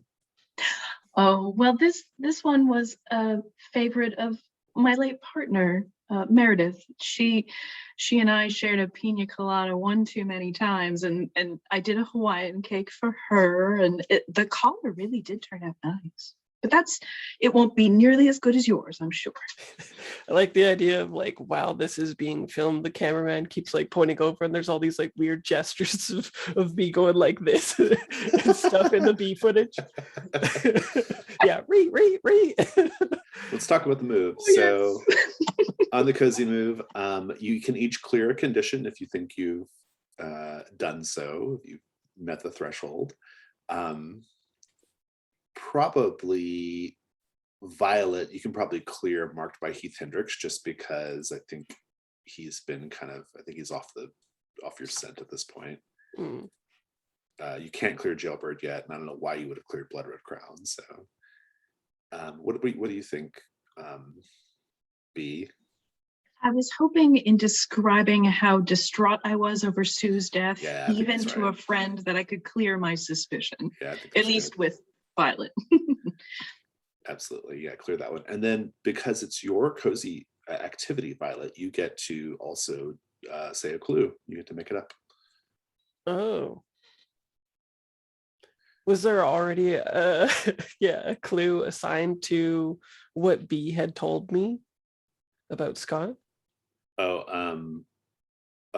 so there was a clue already for like the clue that came from Scott was the fact that Buck's truck was seen pulling away from the house when Sue was murdered at B's house. So that's already a clue. Yeah. So maybe the clue is furtherment of that. Maybe Buck is sticking quite close and filming us and everything because he's trying to gauge suspicion. Oh, Buck keeps interjecting himself. Yeah, that's good. Okay, you can take that as a clue. I think that's good. Buck behaving suspiciously. Speaking of Buck behaving suspiciously, LMA, he will come up to you and he'll say, so I've queued up some tapes for you to go through. And he's like, you know, he's ready to show it to you. You know, he's like, we don't have a lot of time here. We have to get this done before Heath finds us. So here we go. And he presses play, and like, it's all just like, he's just showing you like footage of other people like like being in the vicinity of Paul's trailer, right? You know. Watch the custodian walk by carrying trash. Ah! The date and time flashes and then goes away. Yeah, he's like, wow, now that you mention it, look at all these people. Like, wow, look, oh, there's someone who's like around so many people were by the trailer. Anybody could have done it. You feel like you're being kind of set up a little bit. Fuck, this isn't the first time I've watched a film showing what might be criminal behavior. And I hope you liked the cake batter, but I think we're done here. I need to go back to my bake. This is proven as useful as it's going to be. Callie, what are you doing during the break? Desperately trying to even out her cake and get as much of the burn bit off as she can. And it used to be like a fairly thick cake. Now it's like a wafer that's disguised as a cake. And I think she probably would talk to anyone nearby, but mostly just trying to salvage this.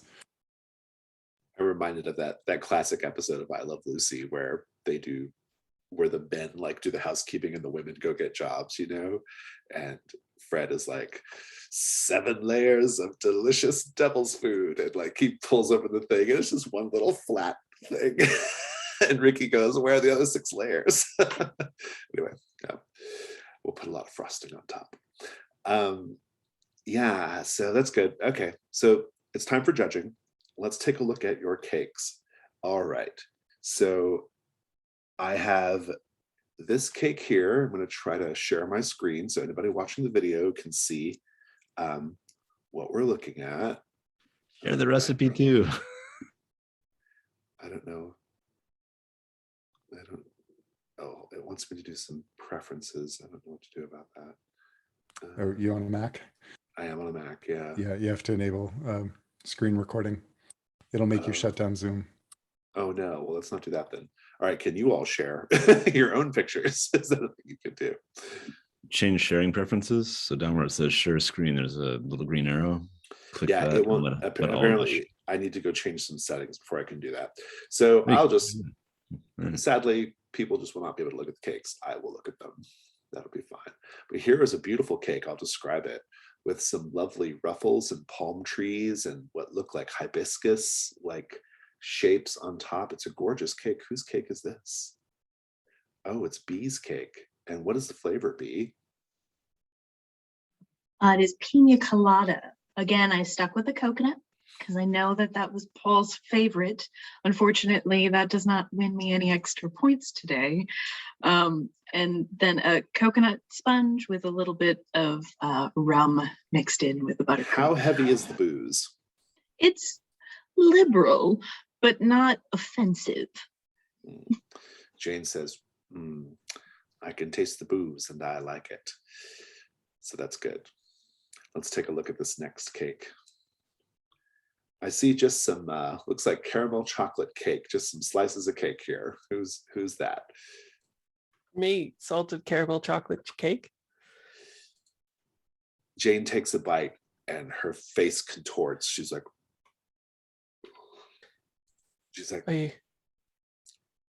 well, there's a bit of truth in advertising here when it comes to salted caramel. Dear, I think you've accidentally swapped the salt and the sugar. It's just a fair old disaster, I fear. And The camera pans to me shooting a look at Melanie. Melanie just like wink.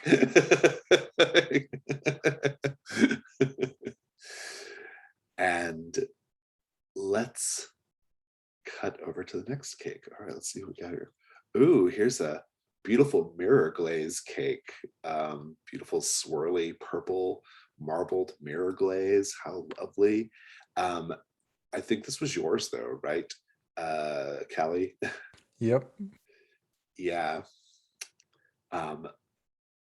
Jane takes a bite. What flavor is it? Probably carbon, but it's supposed to be French vanilla. Carbon. She says, well, the taste is, I would say, a bit, it tastes a little bit overbaked. I can see that you've made a good effort though, and your glaze does look nice enough. And she sort of like moves on. Scott and Melanie's cakes are exquisite, very, very delicious, and enough said. Let's go on to the last Maven cake.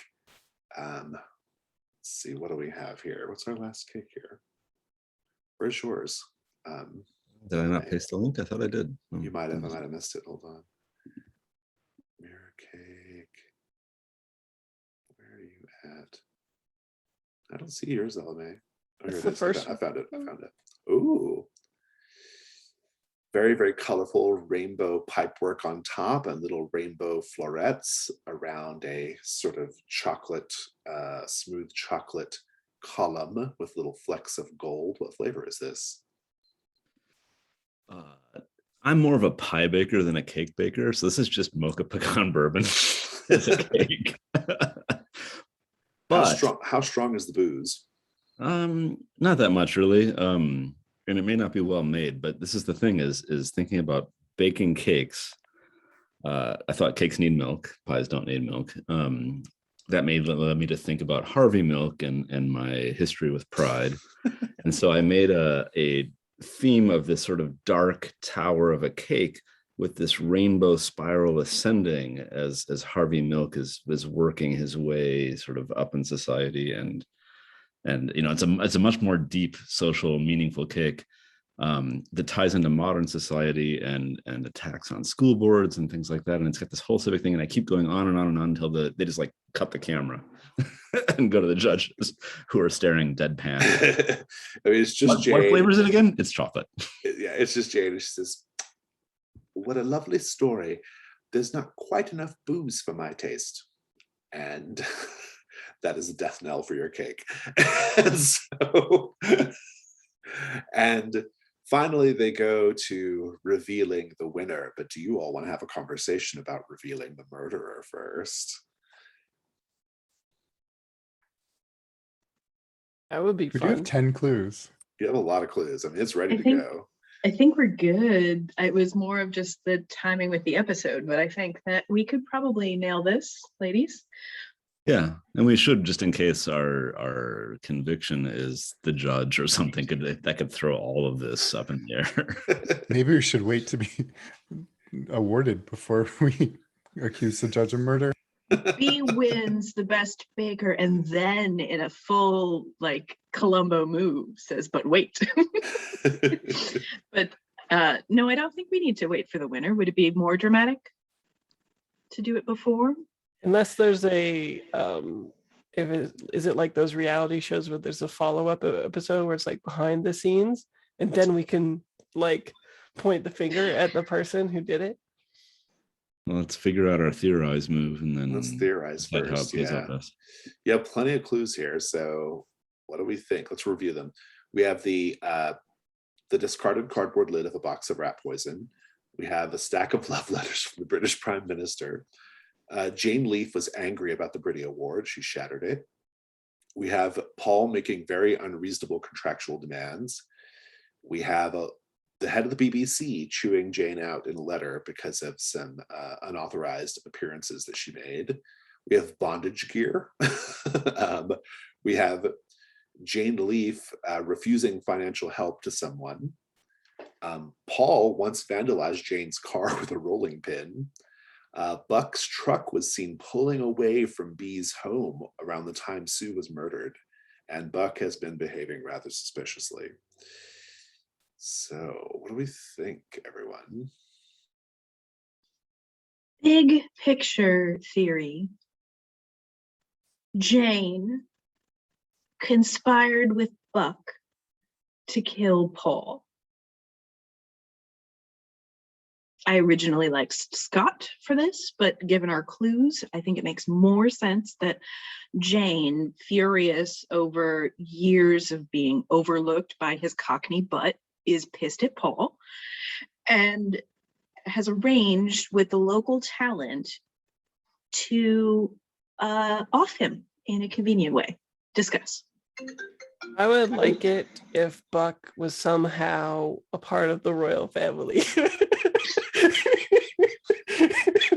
Because he has He's a very like literate. very literate sort of way of speaking. Yeah, interesting. I had a plan for the stack of love letters that they really are ancient. That like this is from Benjamin Disraeli to you were at Oakshott? No, you were what's his face?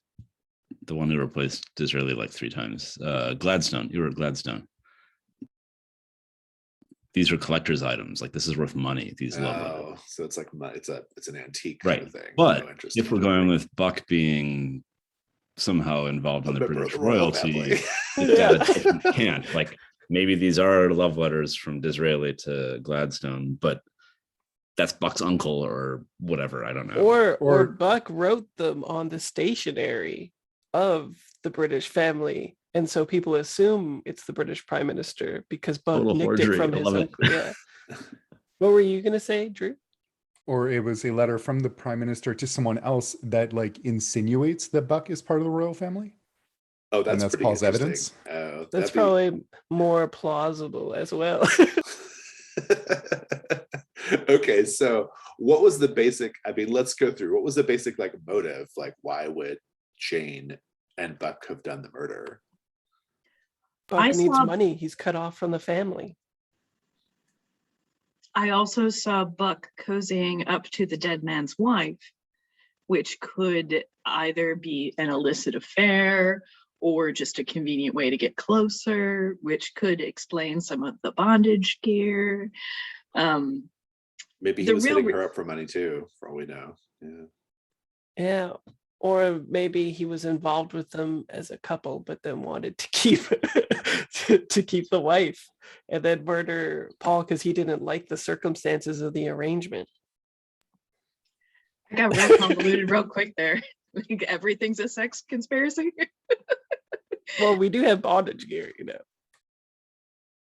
We have a lot of clues that are really like, some of them are very, very different from each other. And I would be curious to see this theory continue to develop. Let's see. Okay, so the rat poison is pretty straightforward. That's probably just how he was killed, right? So that one I think probably doesn't need to be explained too carefully. There's also the question of like, why would they have killed Sue, right? Like Sue's murder is almost certainly connected in some way, right? Look at the letter in Jane Lee's trailer for unauthorized promotions. That was from the head of the BBC. Right. So I feel like if we can twist that right, that's the linchpin. So she unauthorizedly, that's not a word. She, without authorization, promoted whom? Well, the letter said that she was just making like embarrassing public appearances, essentially. I see that tying Perhaps more with Buck. into I see it more tying into the fact that Jane is angry with Paul, jealous with Paul. The BBC is definitely taking his side. If anything, like Buck, he lives here in Brindlewood Bay. So like if he is part of the royal family, I don't know if he knows about that. I like better that Jane was maybe just hiring a local cameraman to be her fall guy to write off the fact that she wasn't involved. It just was just terrible timing. And then she gets away with murder in that regard. Like I like it better.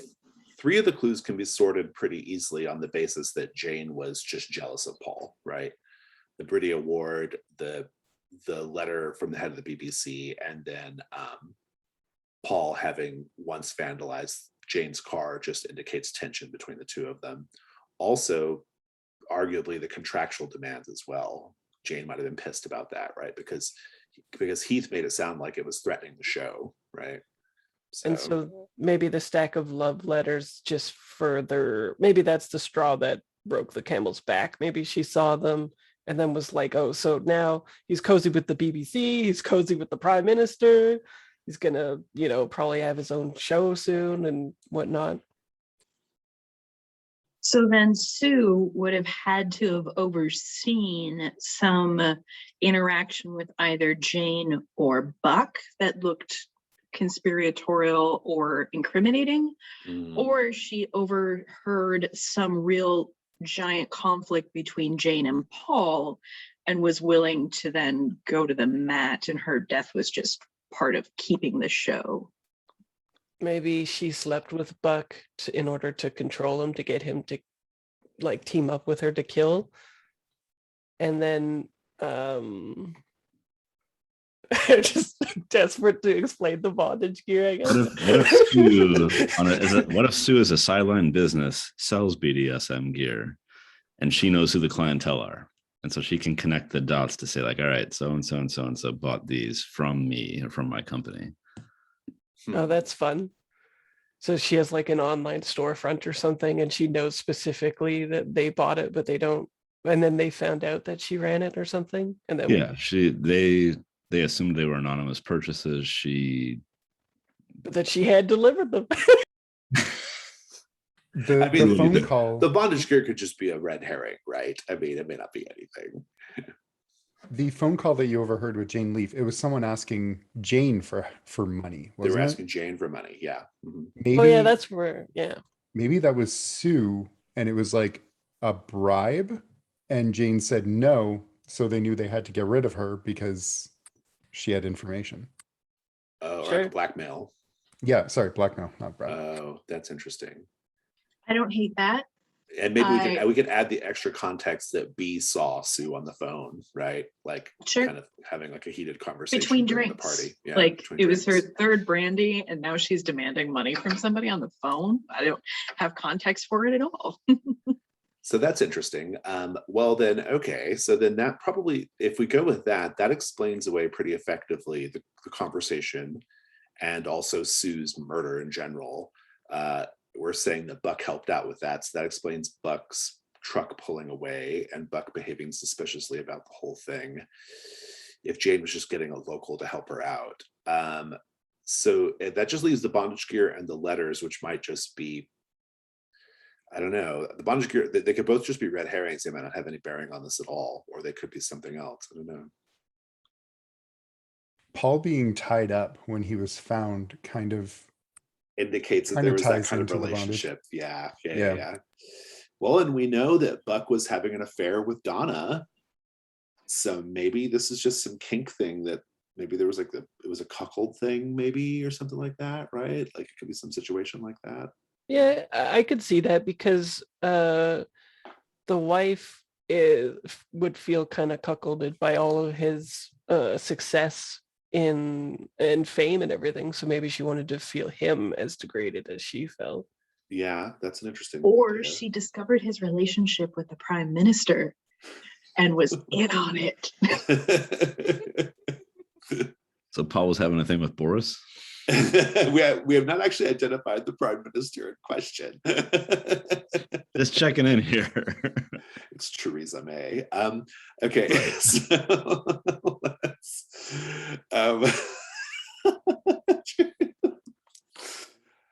Okay, I think the love letters might just be a red herring. I don't know. Could be a former prime minister too. They still have the stationery. Yeah, I mean, the bondage gear probably. I don't know. I don't want to like put my thumb on this, but I kind of feel like I don't know. You have to come up with something really good for the love letters for the PM. I think. I don't know. I think that Paul's wife just was screwing the cameraman. They were into some interesting things, and then when she found out that he was also having an affair with the Prime Minister, she just kind of lost it and then it was kind of a reason to kill him in a kind of and so bondage-esque sort of way. So Buck was like, yeah, I'll help you out, Jane, right? Yeah, okay, I like it. Okay, that's pretty good. Because he All right. one-upped her even in the affair. Yeah. Okay, so let's go through with it. Let's go through the rat poison. That's just how he was killed. No big deal. The love letters from the prime minister were basically Donna's justification for giving Buck the go-ahead to help Jane, right? Jane, of course, is very jealous of Paul, and they hate each other, it seems, and there's several clues to that effect. The bondage gear, sort of reflective, it kind of implicates Buck, right? Because of the way that Paul was found, right? And also it kind of, there's a little suggestion that maybe there was some kink stuff going on with them, with Donna and Buck, and maybe even with Paul. But in any case, we know that Sue tried to, once Sue realized what Jane was up to, Sue tried to blackmail Jane. Jane wasn't having it, and sent Buck to go take out Sue. Yeah, I mean, I think it's pretty tidy. It feels pretty good to be. You got a great roll here, +3. Somebody needs to explain the leopard print tights that Donna's been wearing, though. That's not in our clue base. She's Russian. Like classic cougar behavior. Like, I don't think we need to explain that. Who wants to do the roll? I've rolled a lot. My rolls have been awful. Oh no, my last one was okay. I will do it. Sarah. +3. +3, yeah. It's a good one.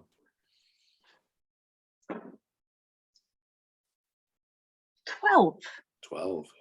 Let's read the Even. move. On theorize, on a 12 plus, so it's correct, and you'll be able to take down the culprit. On a 12 plus, a person involved in the dark conspiracy of Brindlewood Bay also reveals themselves to the Mavens. That's intriguing. So let's just have the judging is ready to take place. Are you all going to implicate Jane in the middle of the judging, or are you going to wait till the judging is over? Are you doing this on camera? Like, what does this look like?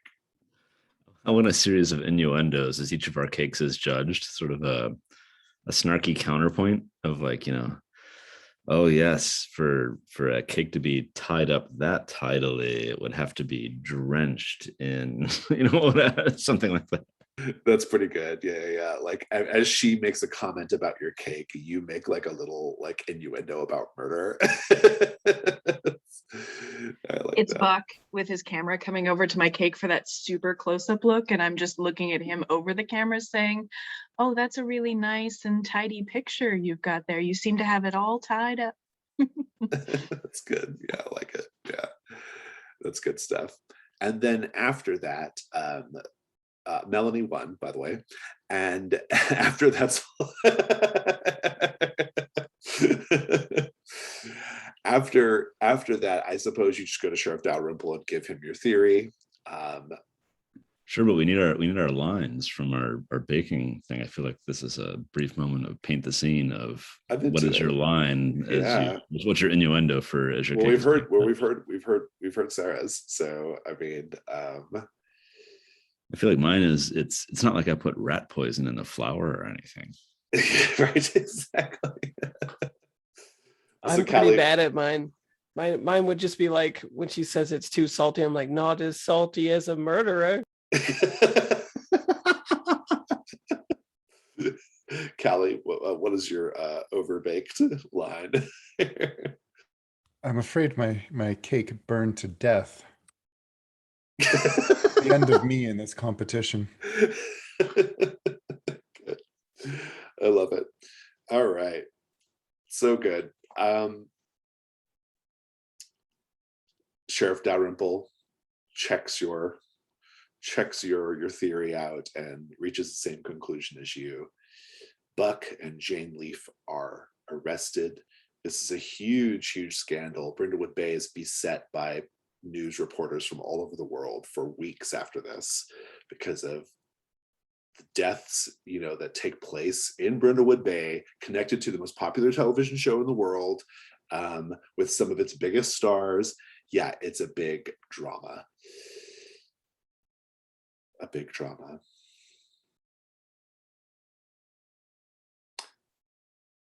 But LMA, sometimes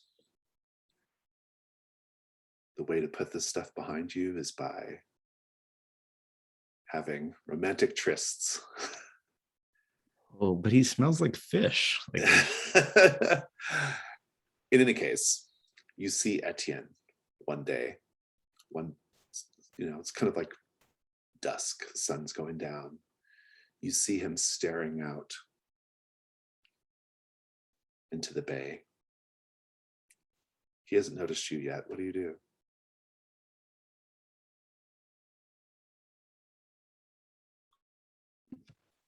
I will walk up beside him and say, or kind of in a soft voice, I heard you were rooting for me in the competition. That's very kind of you. He says, oh, LMA, yes, I was. I mean, Melanie's very nice. I'm happy that she won if you didn't. As one needs bread dough, they talk about doing it on a chilled slab of limestone. And I feel like fingers chilled in buckets of ice, that you probably would be a great bread baker yourself. Like the fish, the chilling, the bread, you could probably make a stab at this yourself. He's like, well, I imagine handling bread dough is a little bit like handling clay. Maybe it's more your forte than mine. In a way, yeah. There's some kneading involved. It's true. He breathes in. Sorry, you just caught me at kind of I was sort of lost in thought. I was staring out of the water and,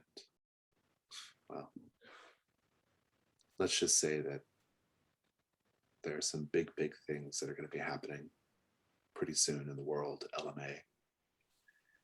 And they're going to be starting right here in Brindlewood Bay. And I don't mean a jolly good baking show being a murderous disaster. No, there's something else. You weren't referencing that Leviathan the Deep Raven pulled up, are you? Because that was a long time ago, honey. The Deep Reaver, actually. What do you know about that? Oh, supposedly the founding of the town was based on a peculiar Leviathan pulled from the deep and its formations. It's an interesting tale. Couldn't be true, could it? He says, who knows? People say things all the time. He kind of like leans in like he's going to go in for a kiss. I don't know if you two have this kind of relationship, but he's going in for it. But he doesn't kiss you. Instead, he whispers in your ear, LMA, the child will rise.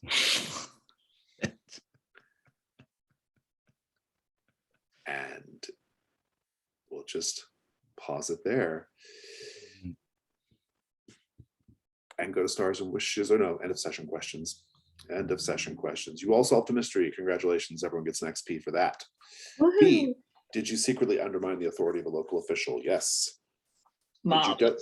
Did you dote on someone? Yes. Everybody at the party before one of them died anyway. Let's go to Dr. Thibault. Callie, did you secretly undermine the authority of a local official? I would say so, by hiding in the crime scene. And did you show someone that you, quote, still got it? That's what I was going for, sneaking in past all the people. I'll take it. LMA, did you dote on someone? With some batter, I tried to batter up Book. That's right. Did you show someone that you've still got it? I don't think so. And Violet, did you share your wisdom with a young person? No, I don't think so. Did you dote on someone? I tried to dote on B with the cake. Okay, yeah, I'll take that. Who has crowns that they have to do right now? I do. All I right. technically do, but I was trying to cross it off with making the flavor of my cake also a very fond memory of my Oh late partner. I can expound on that if you'd like, but no, I think it's okay. I mean, I think it's fine the way you did it. It's fine. Go ahead and do yours, Callie. I am doing a flashback of my fondest memory of my late partner, and it's going to be the most romantic moment she had with Sylvain.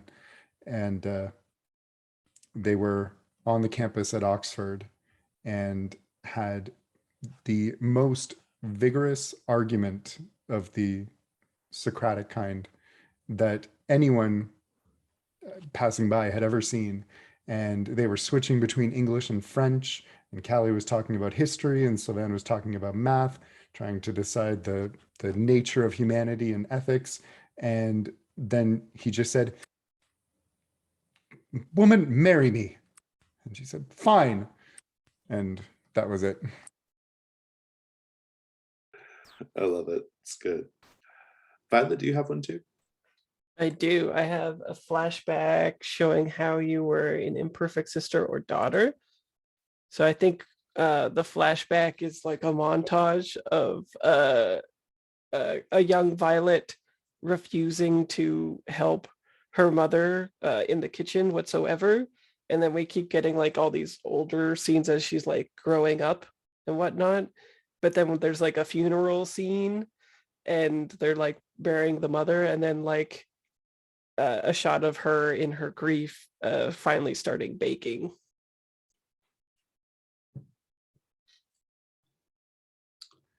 Were there any other crowns of the queen or void, I suppose? Okay. In that case, let's do real quick stars and wishes. Who wants to share their stars or wishes? I really liked Callie in the bathtub, even though it sucked for her.